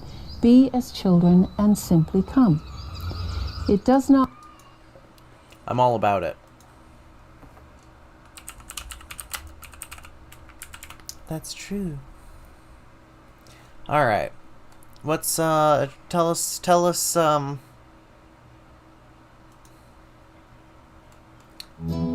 what's simply come. All right, Lynn, you've got solutions for the end of the world now, huh? Quick summary for viewers just jumping in. Humans are destroying our once beautiful planet. We have now killed more than 50% of all other life. The destruction is to the point that we are actually threatening our own civilization. Some scientists estimate that we humans have already killed more than 60% of all other life. The angels and godly presences are not happy about this. They remind us that this is not our planet to destroy as we wish. We humans are supposed to be caring for the planet, not destroying it. They're trying to get us to wake up and change, blah, blah, blah. Okay, so now the angels are going to tell us how to fix it. This is episode 1244. Hi, friends. In Planet Earth Dating, it's Saturday, August 7th, 2021. Yep. In both the Lynn Life and the Jamie Body Mind, the authorized souls It's okay. We've got the Lynn Life and the Jamie Body Mind here to tell us how to make the planet strong. remain only child souls from the deeper, denser dimensions, and all other souls from all other dimensions, as long as the souls are already living by the many search using for their truth spirit rules powers. What do you mean? already given to the search for truth community by wiser minds above all of us, and of course the host lives ourselves. We have to intend to live by those same rules, and we do acknowledge that while the souls don't seem to be living by the rules, we have the opportunity as host lives to live by the rules, and that opportunity is here for all of us all the time. Keep in mind, they've been doing this And for one of the 1,200 episodes. rules taught by many spiritual teachers is to try to become a better person, to work hard to become a better person, each of us as individuals. That's, some people say, the purpose of religion, and that could be But true. I like that she does all the talking. Her job, as you're going to see, is just to go, that's true. Is to help humanity become better. That's right. And if we're not trying ourselves to become better people, then really what do we have to offer the planet? You know, how can we be of service in these crisis times? Much of the planet is burning right now. There are fossil fuel pipelines still being rammed through indigenous territories. In our own country, this is happening right now, and at least a couple locations that we're aware of. One is in Minnesota. That's true.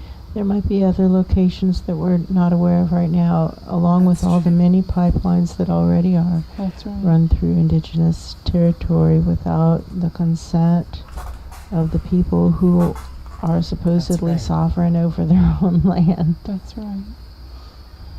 Is the message. Why do you ask? And this is a time when it's really time to let go of fossil fuels, and instead of letting go of fossil fuels, we're installing new pipelines to run tar sands oil through, and tar sands oil is oil that should be left in the ground. It's too messy. That's true. For whom is the message? Why do you ask? And our job is to inspire a divine miracle to stop the destruction. That's so cursed. And to have that destruction stopped in a fair and just way, because that would be what divinity would actually do. And it's kind of definitional that if presences aren't intending to act in fair and just ways, then those are not really divine presences. If there's something else, cosmically aligned with the you might universe? be intending Are to you do it, somebody energetically says, aligned with this lap expeditiously. dance? But that's not divine. No, bitch, shut up. I don't pay for you to talk.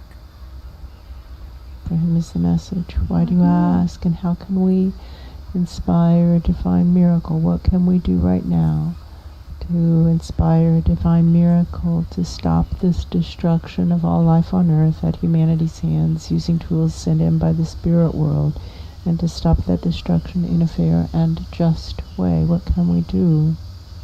What can we do? We know that is the job for not just these two host lives. That was a job for precisely 1 million souls and their assigned lives. And whether or not the souls are still working out of those lives, the lives are tagged with the soul plan. The lives have the soul plan for life.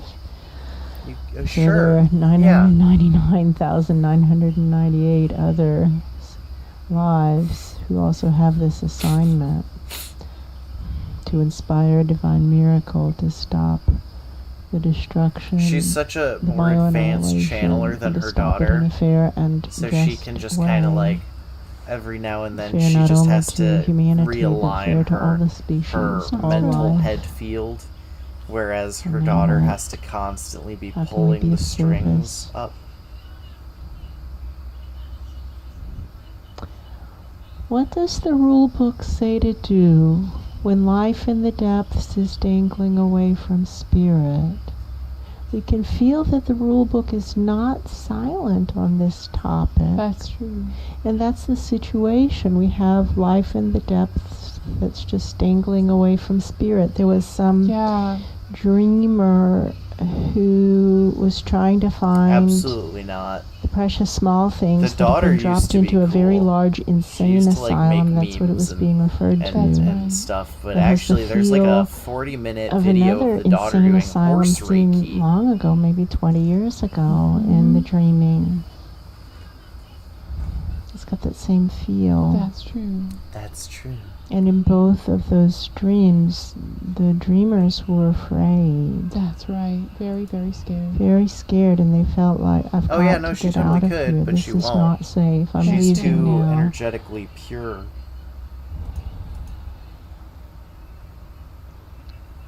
What does the rule book say to do when life in the depths is dangling away from spirit? Okay.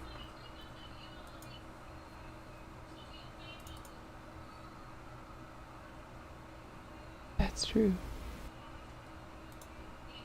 That's true. That's true. That's true. That's true.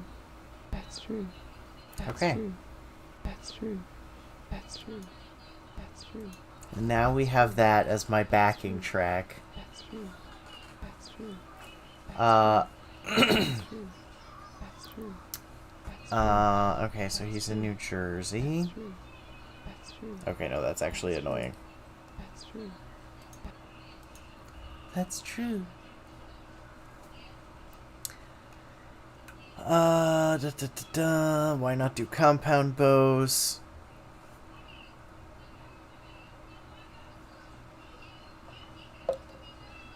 If he can come to our world with material, then he can take things back as well. Just take some metals and rifle back to your house.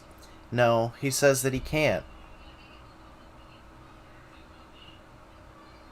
Well, he means that he came here, he has people here that brought him clothes.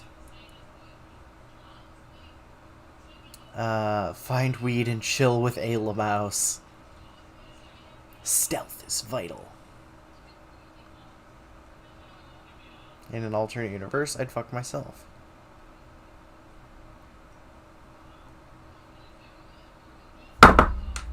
Make it a subliminal message. Yeah, no.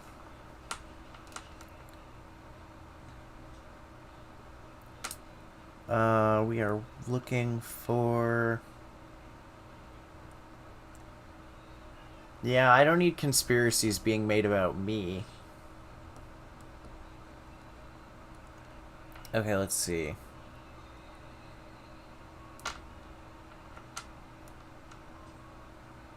A permanent rank in your armies. I crave glory in battle and wish to die young in glorious battle. A headstone with my name to honor my sacrifice. If I do live to see you on the throne, a small band of men to command in other wars. If I live to an age and time when I die and deserve retirement. No, that's absolutely false. I'll never be revealed to be a secret hetero. Disgusting. If I live to an age and time when I wish and deserve retirement, a living wage and good lands to leave to my sons, whom I will raise to be the best soldiers for their king. And he gets responded to, I will send for you, thank you. You will be rewarded with rank, honor, good land, and glory. I will also grant you cattle, sheep, oxen, and goats. I'm uncertain what you mean by headstone, but we'll work out the details come September. Do you have a bathhouse? I own 2. There are also temple bathhouses, which all may use, as well as small privately owned baths. The water originates from mountain springs and descends along the aqueducts which my great-grandfather constructed. Yeah, I'm actually all about the bathhouse. Ooh, I have to go to the bathroom. Alright, we're gonna finish this thread and then we're gonna wrap up, because I have to poop out all the sushi. He is in... Well, I mean, I assume as often as you want, since you'll be like a hero of some sort. With dwarven women. He still hasn't confirmed whether or not there are dwarves. I also have an important article of news. Last night I traveled north to the huge city of New York. There I met with several members of the diaspora, and they have agreed to return with me. Among them is one of military experience. He was a good friend of my father. He is also a peerless spear fighter. I know that several of you have voiced your desire to be given leadership positions. However, you must understand that I need native Drahemoi in command. In addition, I do not know how experienced you are. Please do not take offense. Stop LARPing. You're not going to be given a fucking general position. Furthermore, I have consulted with my friends and determined that cell phone browsers do leave a signature on the spyware, but not Brave or Opera. If you intend to come, please leave one post here from your Firefox browsers. Once we are prepared, I will send each of you a letter via the USA postal system with $300 American in check form, or an airplane ticket and a cell phone number that you may call me directly. If you were rejected after an interview or choose to remain here, I will pay for your flight home with the American money. Lastly, I was given the privilege of being invited to the New York City Aquarium. I must admit this is a magnificent display. I never imagined to put fish, squids, and even sharks behind glass and then make it so that man might walk underneath the water like in times of old. We must replicate this back home. No, there's no fun allowed in this stream. No LARPing and no fun. Anyone else getting a strong feeling OP is trying to start a cult?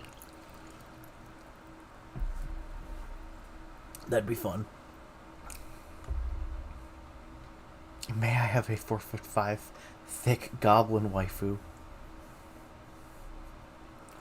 What I am proposing is not unprecedented. About a century ago, a landless prince seized a city by transporting over 400 Earthmen to a cliffside castle. I hope to replicate his success. It is from the descendants of those men which caused me to take interest in learning about your world, though I never dreamed I would actually travel there. I am working day and night to make this mission a successful venture. Rest assured I will not abandon you or lead you poorly. So, do we have historical record for 100 people disappearing 100 years ago?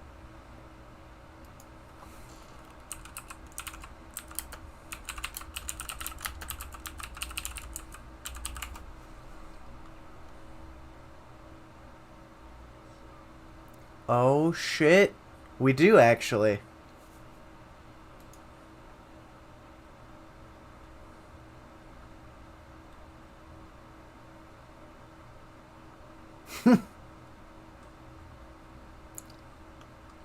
Yeah, I want to fuck orcs too.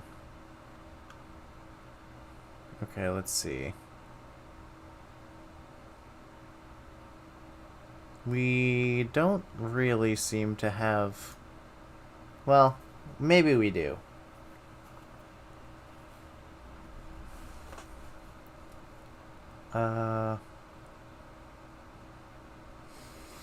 I'm uncertain what you mean by megastructures. In Robsa, which is the city we must storm, there are 285 households inside the walls, about 5,000 people.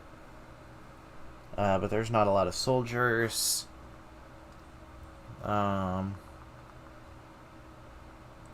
Nidaspin magic utilizes your soul energy to create flesh from a different kind of magic. Do not worry about being spiritually diminished by this journey. The soul is infinite. The vortex creates a seamless link betwixt this world and mine for a moment. The process may appear frightening, but I can assure you that it is almost totally safe. Yeah, I wish we had some more mega structures. We need mega structures.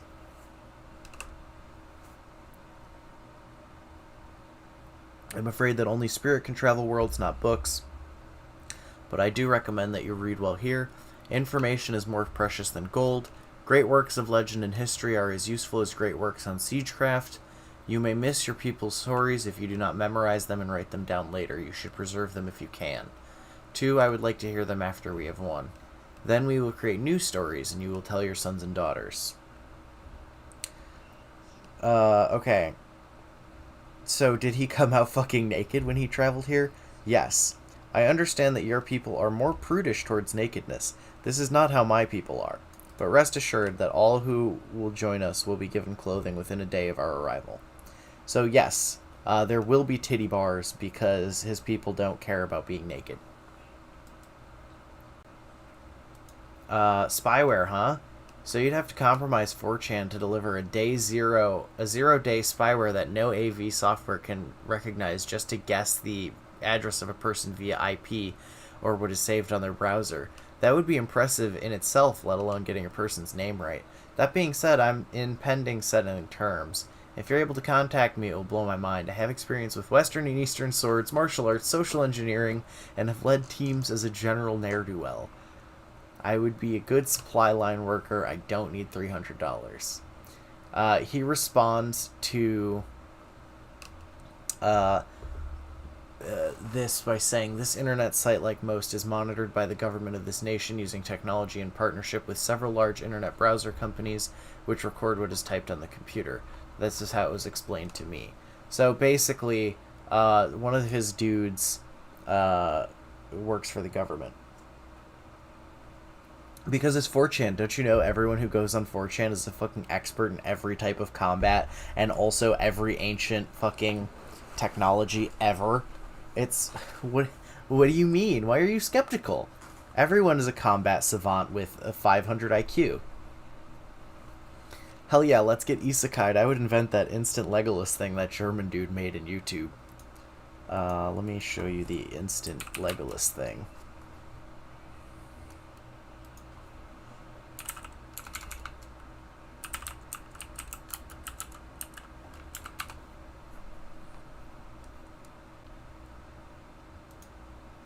Hello and welcome to the Slingshot channel. Even available in and then you can take out the entire part apart. Okay, like, just show me the... Where is the rubber just band? shoot. That... Hello and welcome to the Slingshot channel. As you see, it's made from wood. So it's basically a fusion bow and crossbow. Okay, so here he is testing it. Oh, mate! This is amazing. This is a 100-pound bow, and I think it is reducing the draw weight by at least 20, maybe 30 pounds, okay? And I don't even need to grab it. So when I draw it back, right, see this handle here? I can grab it with this hand and hold it all together, but I actually don't need to do that to get it to full draw. But I'll show you this. So ready? I'll just draw it back. Okay, I'm holding it here like that, like normal, 100 pounds, but with the draw assist, I can hold it back without even grabbing that for a good couple of seconds. It's pretty amazing. It's like oh my goodness. It's like a compound bow and a crossbow combined. I can draw it back, grab it. This is a 100 pound. This is a 100-pound war bow, and I'm holding it back with one hand. This is amazing! Oh my goodness! Yes. So I'm gonna. I have a put bow it down, actually. Release the string, and let it reset now because there's no arrows in it. I was also about to make that pun. It's caught on my glove.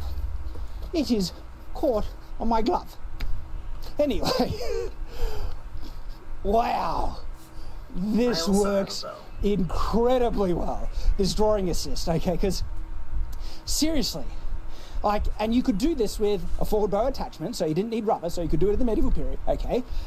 One of the issues, because there's a lot of pros and cons when you want to consider war bow archery, heavy, war bow archery I keep it in the medieval hallway. context. It's very effective, proven by history, but some of the limitations is the difficulty in training the people to be able to show do the it. shoot. More and more. So let's do that again. Lock it in, pull back to you. And then let's do this. That is so powerful. I'm going to pause there and get my wrist guard on, just in case, okay? Because the Just reality shoot of it. the whole... Let's see. The holding in 0.2, fumbling a bit when I draw it, getting it on the string, and so that can even improve. And so would I be able to match the speed, rate of fire, just with the bow by itself without the sill compared to the sill? Don't know. It's going to be darn difficult, but even if I could, even if anyone could, okay? Oh, here we go. Okay, when you're ready. Okay.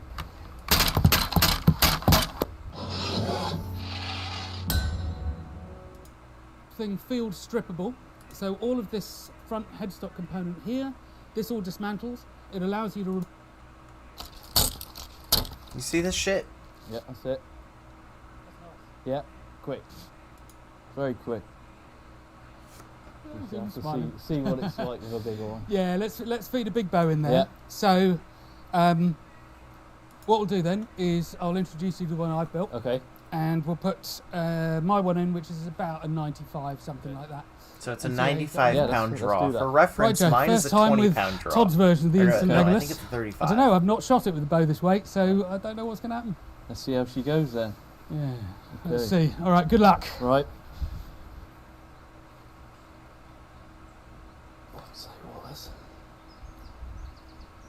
Taking a bit to get used to. Yeah, because this comes back and then pushes your Oh, thumb does off. it? Design flaw. Okay. Okay. Yeah.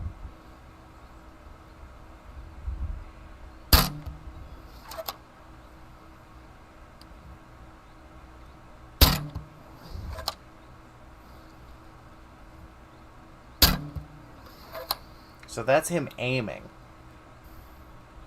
So he can do this faster. Quite Well, it hard works. work. Hard work. Yeah. So, well, I mean, tell me about it. So, Just the last bit, making sure you can reach that Yeah. trigger with your thumb. I think he does a bigger Maybe little bit magazine short, too so as well. When you're pulling on it, you're sort of like this. Yeah, yeah, So you've yeah. got a. Okay. You see? Yeah. Because you're using like first crease of your fingers. Yeah, like this. Okay, because on the light bow it didn't matter. Doesn't matter. Yeah. The second one is when you normally pull a bow, you're holding it like this. Yeah. And that don't work. So it's getting used to that with an open grip coming around. Okay. Well, we could try an experiment actually and lose that front piece. Okay. This time we've moved to the feather fletch bolts just to see how they work. I haven't actually shot them out this yet, so we'll have a look at that. What we've also done is taken off the foregrip on here. I'll come and talk about that, but Joe wasn't entirely comfortable with it, so we're going to lose it because he doesn't need it, and see if that makes his shooting any easier with it. So let's have a go. Take it away, Joe. Okie dokie.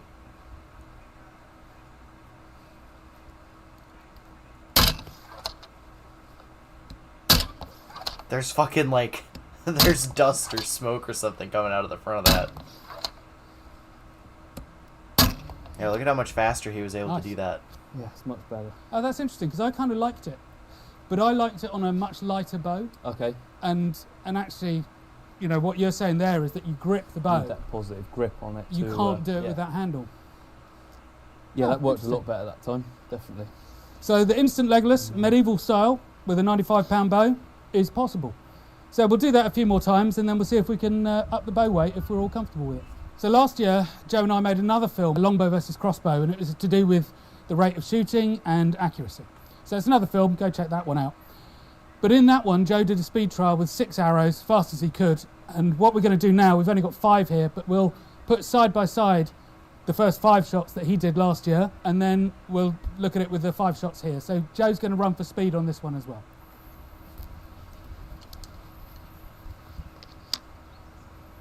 Okay, when you're ready. Let's go.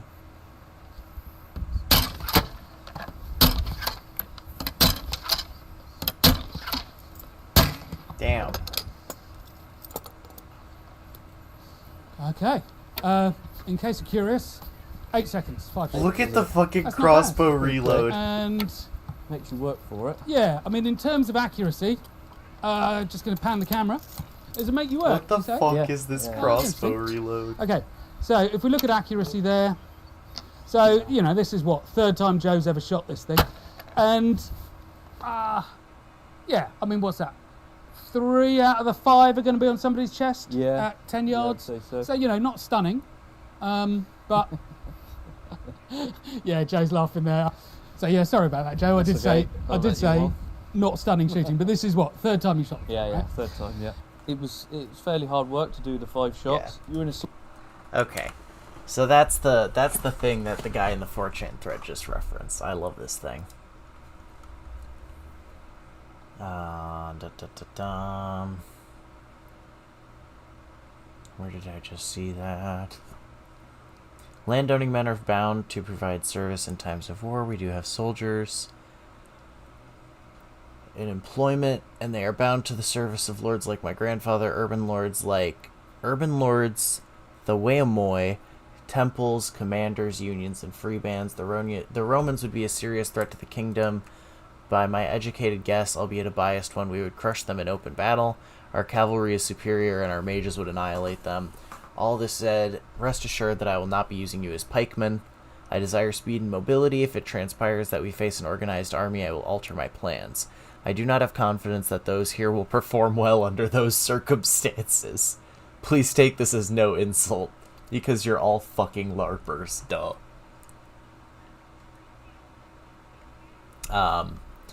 But do not worry, the treasonous enemy will not be prepared for my arrival. I should add that in the priestly chant, music is used only in battles. I will not be leading you into conventional battle unless absolutely necessary. Once you are trained in our ways, maybe. But I do not expect another major war soon, not unless things have changed drastically on the continent. Please excuse my poorness of pencil work and cell phone camera work. It has been a long day. 2, I am still unused to the graphite as it takes much pressure to write. There are 46 characters to know. It is easy to learn. I wrote out the sounds in English as best I can. This alphabet is in singing form. Try to imagine a harp playing, and bear in mind that the letters in parentheses are largely silent except under certain circumstances. Yeah, he knows they're LARPing, but they are sung aloud. The H is more a stop, like IH. The R in Roy and the W in Wa are only pronounced in certain situations. Upon reflection, by megastructures, do you mean the size of buildings? My grandfather's keep... Oh, dude. Look at this shit. Well, this one's sideways. Somebody reposted it, rotated for him. Look at this alphabet. This is not a... This is what makes this thread so interesting. Is that this alphabet is a cursive, phonetic, these letters are so good. The analysis of these starts being a thing. Here he wrote something in it. So this is what it looks like written. This does not look like any Earth language. You know what I mean? This does not look like... So this, some of these characters are vaguely similar to some Earth alphabets, but none of them are actually one-to-one. It's absolutely not Klingon.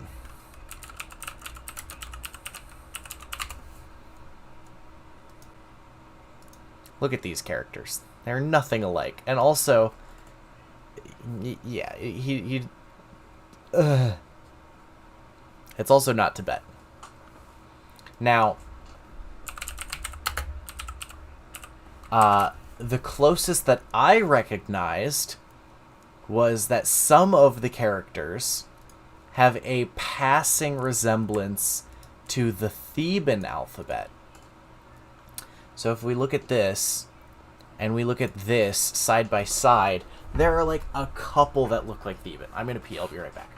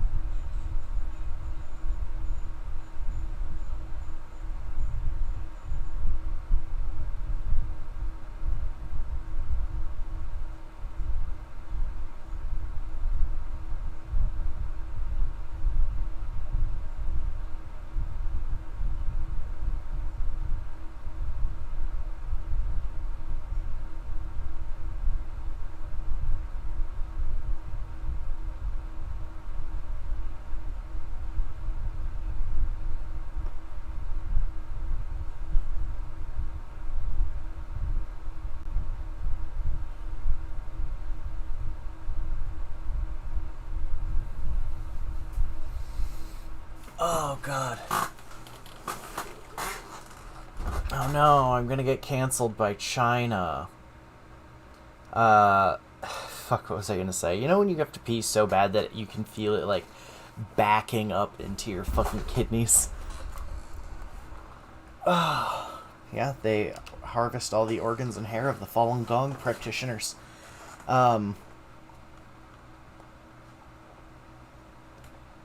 so we could, if we really wanted to, we could sit here and fucking decode this image. Where's the other image? Oops. This one. This one. And we could read this poem in a fucking crazy ass alphabet that we've never seen before. I'm guessing this... I don't know. This is a common rhyme. It would literally read, wealth, good fate, luck, success you have. Excellent son, excellent daughter, well-mannered and tall, raised thusly. Pay thanks to your neighbors, provided thy source, the god they did.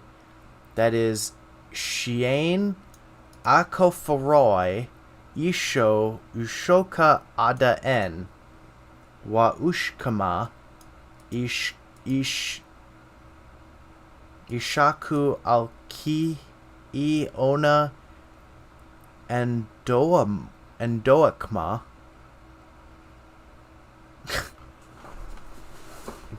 What is it? It's quivering clit, double jointed pussy. Hyud ak I ado tanuayo imo iowa ado wadomoi glead. Sentences are ended with an upward flick of the script and started by a curve like a sickle that starts at the middle of the letter. I also forgot to mention that the AI letter and the KI letter may be written atop the script or at the bottom depending on what preceded it. I have shown this via the slash character. Okay, now we're going to just put that on in the background.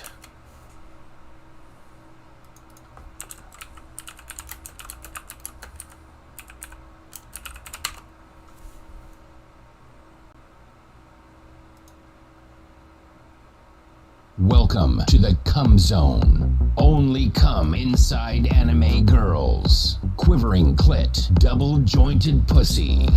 Fresh balls. Elegant ejaculation. First the kiss. Then the cum. My dick is in love with pain. Co-op cock torture. Stuff my dick into a furnace. Stitch my cock shut. Pressure cook my greasy balls. Come blast me and make it snappy. Come. Is this the original?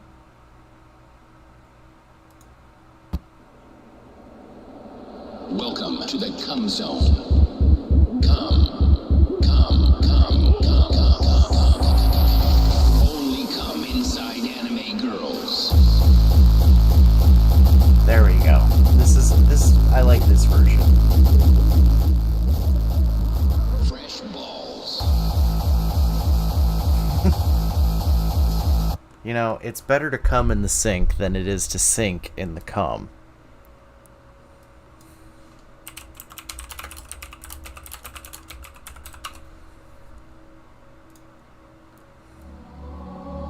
Better to come in the sink than to sink in the cum. Better to come in the sink than to sink in the cum. Better to come in the sink than to sink in the cum. Better to come in the sink than to sink in the cum. Okay, thank you. It was only good when you first did it. Thank you.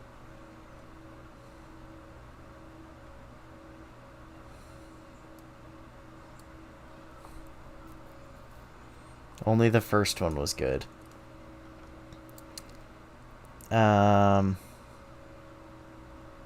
Now, there's like a... Okay.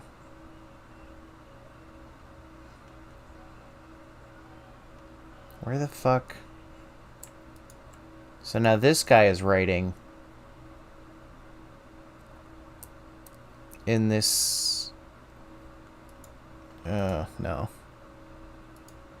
Where is it? Compared to even just the few letters I tried to write, the numerous eraser marks as I tried to make sure things were the proper letters. Now look at the poem again. Not a single eraser mark, clear signs of flow between letters. This poem was not written by someone meticulously checking his letters to make sure his made-up language is correct. The entire poem was written all at once by memory. I'm going to pick out a particular word here for analysis. Endoachma. The final word of the second line. The first syllable, N, has an addition to the curlicue at the top of the letter, presumably evidence of this being its own standalone sentence word, the kind of thing a native speaker would instinctively include. This is proven by how this portion of the translation is given its own set of parentheses. We flow smoothly into do in a manner reminiscent of the English cursive, showing that the 3 shape is an indicative part of the letter, and then ach looks a little strange. Rather than beginning with that cursive lowercase shape that we saw in the sample, we're coming down on it from above, so we can't do it. Instead, again, like only a native speaker who knew what to do could, his pencil deftly flicks into a little loop to signify the beginning of the syllable and then finishes it out. We finish with the exaggerated upswing on the ma as his described sentence structure would dictate. X, I don't know about the rest of you, but for someone claiming to have come from another world with nothing but their own mind, this is just about the most convincing proof that I think they could possibly show me. So the LARP might not be a LARP after all. Who else quotes this? I'm no expert linguist or anything, but something else I noticed was that OP's English letters all seem to have an instinctive curl that starts from the bottom. Also, look how clumsily he makes his I, as if unused to lifting his pencil up to make a single letter. I could just be seeing things, but it's almost like he's used to writing words in a single cursive flow, and unused to making standalone letters. Oh yeah. Like, if you look at this E, the letter curves upwards as if it's supposed to be, you know, a thing that goes in a certain direction, you know? Especially his K's. Yeah. His eyes are really fucking weird looking. So, yeah, you know, he has certain muscle memory.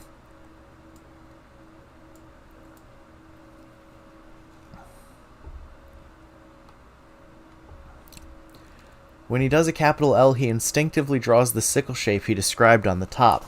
But then look at AI. He instinctively sweeps up from the bottom of the L after finishing the A and then traces over it. I've never seen handwriting like this. I've also been repeating this poem over and over to myself for the past half hour, and it actually started sounding like a poem. I'm sure I have the cadence wrong, but I did find a simple pattern of intonation where it certainly sounds lyrical. Now, I'm saying it took me a minute to get there, but if you were a LARPer slinging together random syllables here for a fun post, what are the odds that it would come out well measured? By this point, just from the writing samples alone, I'm convinced one of 3 things is happening. 1. Exanon got bored and thought the best way to make an isekai troll post was to autistically train himself in linguistics and forgery until he had an entire language created from scratch. If so, applause, you got me. Good luck with your newfound intimate knowledge of linguistics. 2. Someone just knows an obscure language I don't and figured they could make a funny post out of it, or they tweaked their native obscure language a bit so I couldn't easily recognize it. I'm still looking, but I have yet to find a language that would match this theory. Or 3. It's real. Unlike all those other neckbeards, I understand that what's being offered is already incredibly generous. You won't find me begging for noble titles and slaves and magic armors and weapons. If you can legitimately transport me to another world, I fight whoever you want me to fight, and you'll have my undying loyalty for the opportunity. Let's see. Don't sell yourself short, Linguistic Anon. Your skills could be very useful in that world, so don't be afraid to live it up a little. Okay. Anon got bored and thought the best... Not saying this is true or anything, but if number 1 is true, how did you know that... would ask him for a sample of writing. It was a very entertaining thread, that's for sure. OP is clearly not some random dude. Yeah. Crippling depression, bestiality, and unstoppable horniness. You could be a spy. You know Krav Maga. You're skilled in sword fighting. You also know wrestling, and also you can do a backflip standing up. Oh no, not lots and lots of farmland. And 1 horse, please. Male. Oh no. And then there's small details. I'd love to ask him on magic and healing if he ever comes back.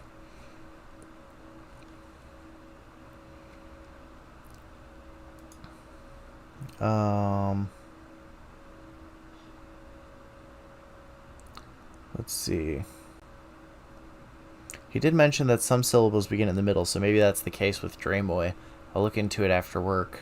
I went back over the alphabet, and I spent a long time on the poem. You're definitely right, especially since he put Drahi right before Moy in the alphabet. It makes sense that the name for the language would be found within the orders of the letters, as in alphabet, alpha, beta. It's a very interesting thread.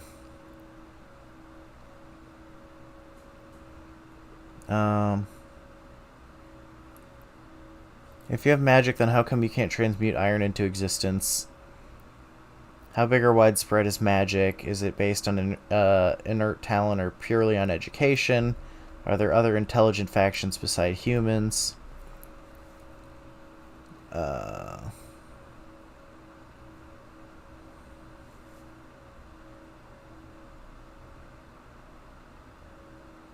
Okay. Can one transmute iron from nothing in this world? I ask with sincerity, since we cannot do that in my home. Magic is a product of lineage and the favor of gods. Maybe you possess it, maybe you will possess it when you are carried by the Nidisboy. Or maybe not. There are many schools for those who have mastery over magic, but one would need high rank, Lahwaki High, to be permitted access. I have been asked to grant titles, and I will, but not those. I will not and cannot simply administer titles to every foreign-born sellsword who serves me. Please take no offense for this. Were you raised to be a lord of men, a governor of cities, a servant of gods whom you have not yet known? Those who follow me shall have titles if they serve me loyally, but not high titles. That is out of the question. No one would accept foreign-born lords. Per your skepticism of our plumbing, I shall relay you the full truth. The city is well endowed with baths, water fountains both public and private, and yes, toilets which carry away the excrement. However, if I grant you title over rural land, which I will seize from my uncle and brother, then you would have to be exceptionally wealthy to have your own flushing toilets if you live far from the city. Or perhaps if your home was situated near a well-placed spring and you were inventive. So yeah, basically this world would suck. You don't actually want to live there.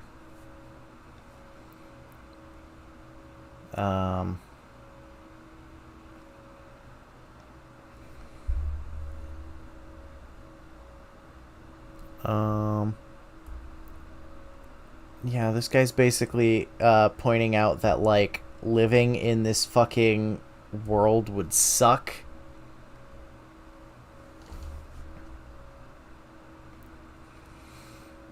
He could just say, yeah, our magic is cool and shit. Instead, he's avoiding answering directly how many non-human factions and what type of magic. Good luck dealing with molds.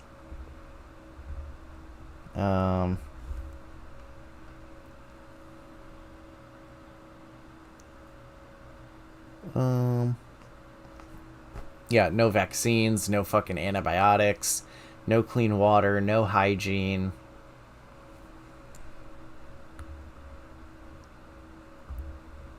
The entire Earth biology uses 20 amino acids. All of the creatures use the same amino acids. You know how many amino acids we have on Earth? Thousands, yet the entire biological world only uses 20. Next, he said he's going to give us a new body and that it might be because of his biological differences. Basically, yes, that makes you a warlock.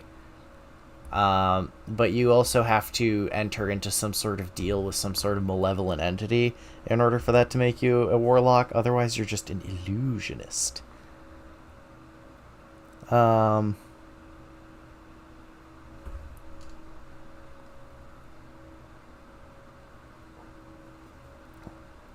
Where is the next post from him?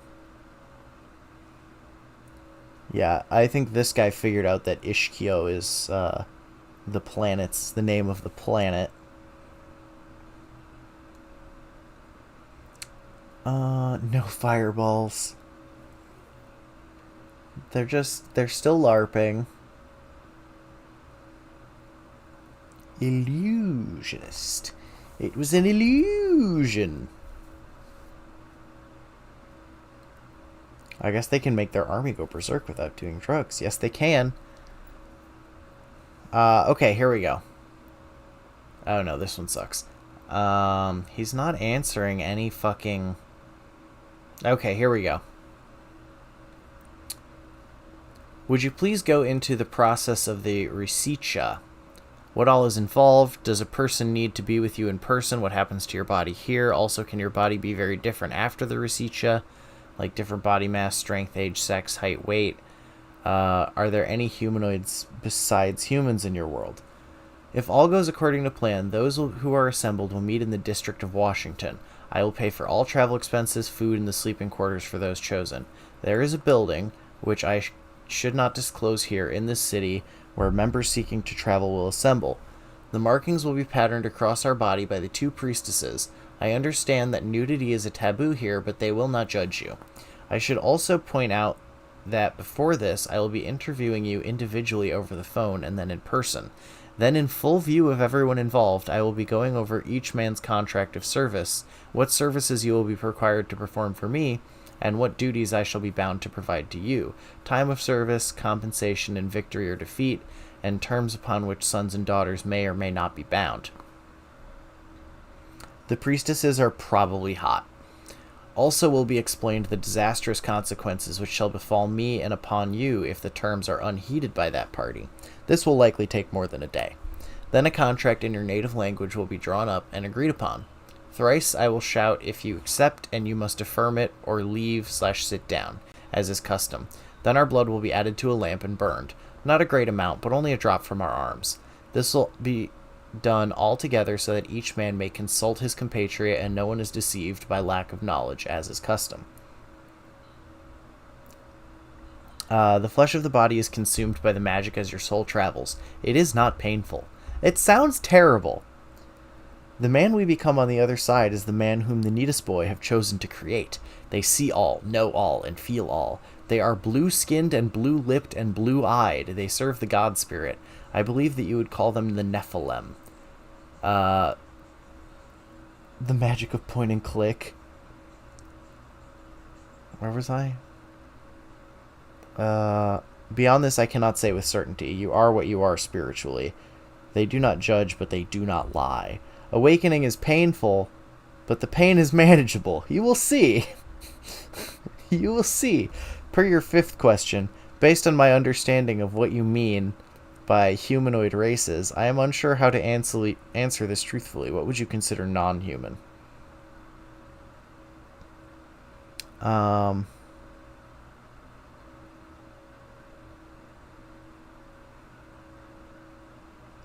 Oh, this guy wants to live in the sewers.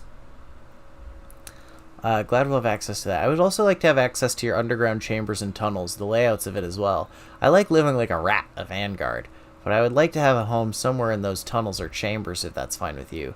Give me your best craftsman that's willing to train me too. So far so good, I can't wait to work for you. Since the transfer will take place around autumn and you're going to stay here for a while, what are your thoughts on the culture of our world? Music, literature, arts, films, and such? See the image, it's from a Japanese film.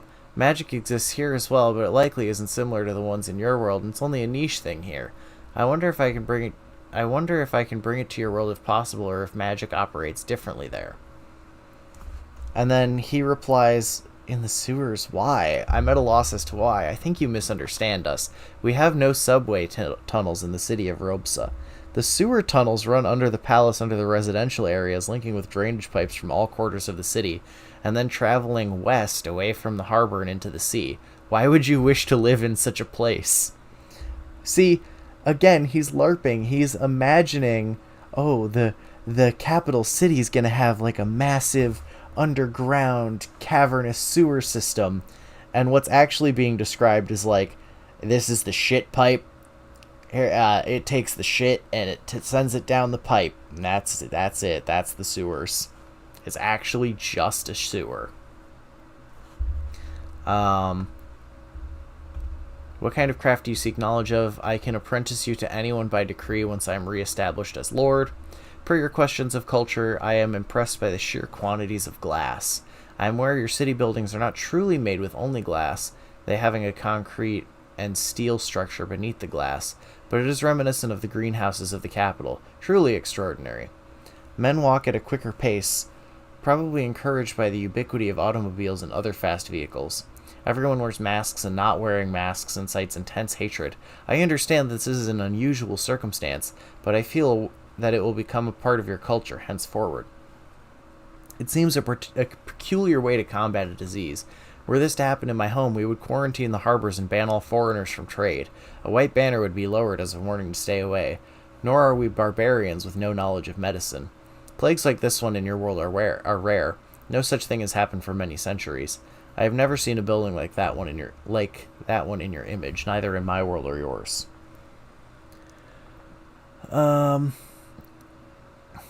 I've been shown several of your films, which depict your historic legends and mythological characters.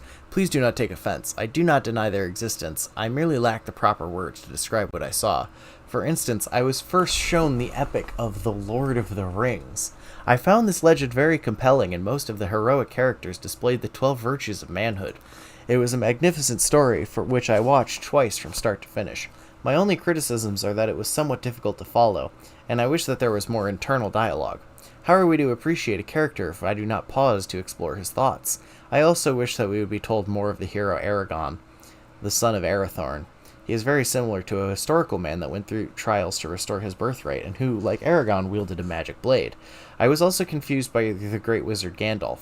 Finally, I wish we knew more about Sauron of Mordor and heard him explaining his reasonings for making war. This is how we would have made such a film. Yeah, basically ask me about the 12 virtues of manhood. He came up with a thing, and he wants you to ask about it. And then he does go into... And then this guy... Here we go. We finally get the question about the 12 virtues of manhood. Your picture's words were difficult to follow, but I understand that it is a proclamation of that man's war against the city of Elam. During the second war against Glashka, the city was totally ruined. This was long ago. I was witness to the storming of a city by the force of arms during the war for Ejidoya, which is a piece of territory or nation between the kingdom that you might call an empire. However, no one was flayed when the city was stormed. After the capture of the enemy's king, the other cities which were under siege surrendered. These cities were not treated with such cruelty. At that time I was attendant to the old king himself and rode by his side in that war. I was by his side when the city was stormed, and by his side when the enemy king was captured. There were many princes in his retinue, and we wore clothing spun from gold thread and blue sea silk. It was a great honor to ride with him and be counted in his war council, though I was 11 years of age. At the end of the war, many honors were bestowed to my family and all those who fought with distinction. A great feast was held. Okay, I need to go to bed soon because I work in the morning. But here's what we'll do. If you guys are still interested in this thread, tomorrow I will pick it back up where we left off. And then we'll go into the thread dissecting this thread. And if not, then we'll go to the 4chan thread tomorrow about, what is it? Oh, an alien. There was a 4chan thread by someone claiming to be an alien, and they were posting pictures from space, and it was very spooky, and I have the archive link. And so we're going to look into that tomorrow. I also really need to edit because look, I'll give you a little sneak peek of what I'm working on.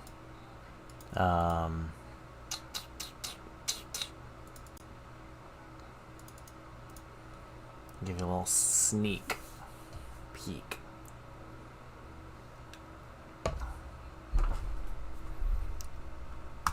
So I get off work at 5 tomorrow. No, I'll be home by 5 tomorrow, my time.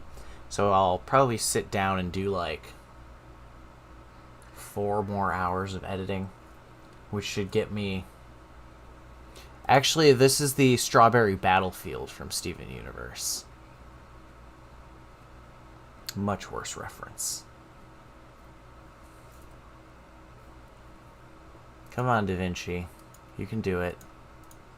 Oh, Drunken Zeppelin, I forgot I used you in this video. Oh, you're gonna like this. Oh, you're actually gonna like this. So this is my full stream. And so what I've done is I have created a supercut. Okay. Let us, now that we have gotten through the cringe bingo, we might return to cringe bingo. However, I can full screen it as well. I'd like to pull up New Age bingo now. And I would first like to direct you there we go to intergalacticmatch.com. So this is which you may think is the a beginning website, of the stream. But you'd be a fool. And then we come to Michael Elysian. It's just a stream highlight. Well, and then we come love, and you can too. We skip some so stuff. Our boy. Where did I use you? I know I did. Oh, here we go. Magdalene, Athena, etc. And then I'm putting like the things that you guys say in the stream over the top so that it's interactive. Experienced in the ancient Lemurian tantric oracle rainbow crystal temples. Oh. Where is it? I have you in here somewhere. I took that fucking clip that I did of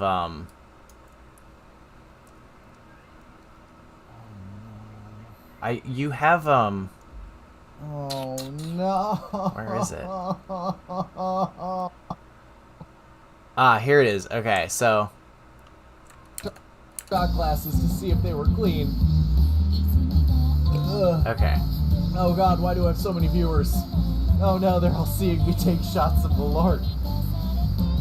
So I've kind of like chronologically, I've cut some stuff out, but I've tried to keep your chat messages. Do it for you, Cardcaptor Sakura. And I've slotted it all together. Where the hell is it? It's like, was it over here? Oh, Where the fuck did I just put your fucking crazy ass evil laugh? Oh, dude. God damn it. Okay, here it is. Okay, here it is.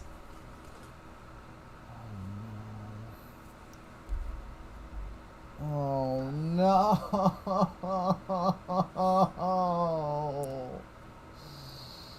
Oh, you know what? I need to make this last just a little bit longer.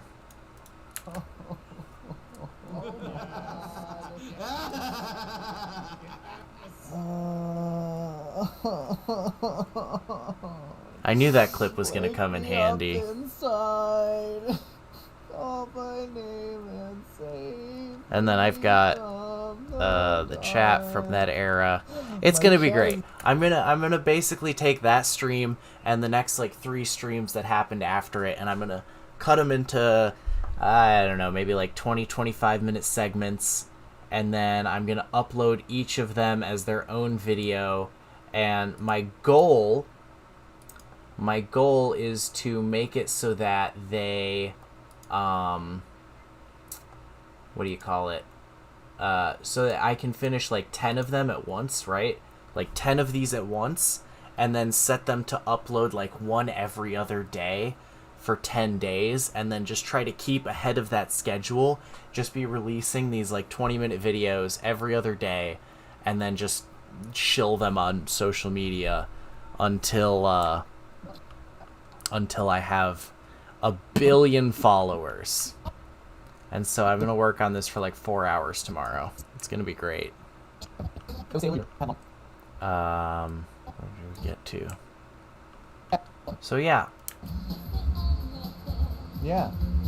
Grabbing on dudes. Don't grab on dudes. So don't grab on dudes. But that's the end of tonight, because I have to go to bed. But I just thought I'd give you a little sneak peek of my supercut that I'm cutting together, since you're in it. Both as a chat participant and as a... I still need to add your chat to that. I meant to put... Because you at one point messaged laughing at me, so I figured I would put your evil laugh over you laughing at me. But anyway, that's just more shit on my to-do list. So I will talk to you guys tomorrow. Thank you for watching. Thank you for picking what we were streaming. And yeah, tomorrow we'll probably do the alien 4chan thread.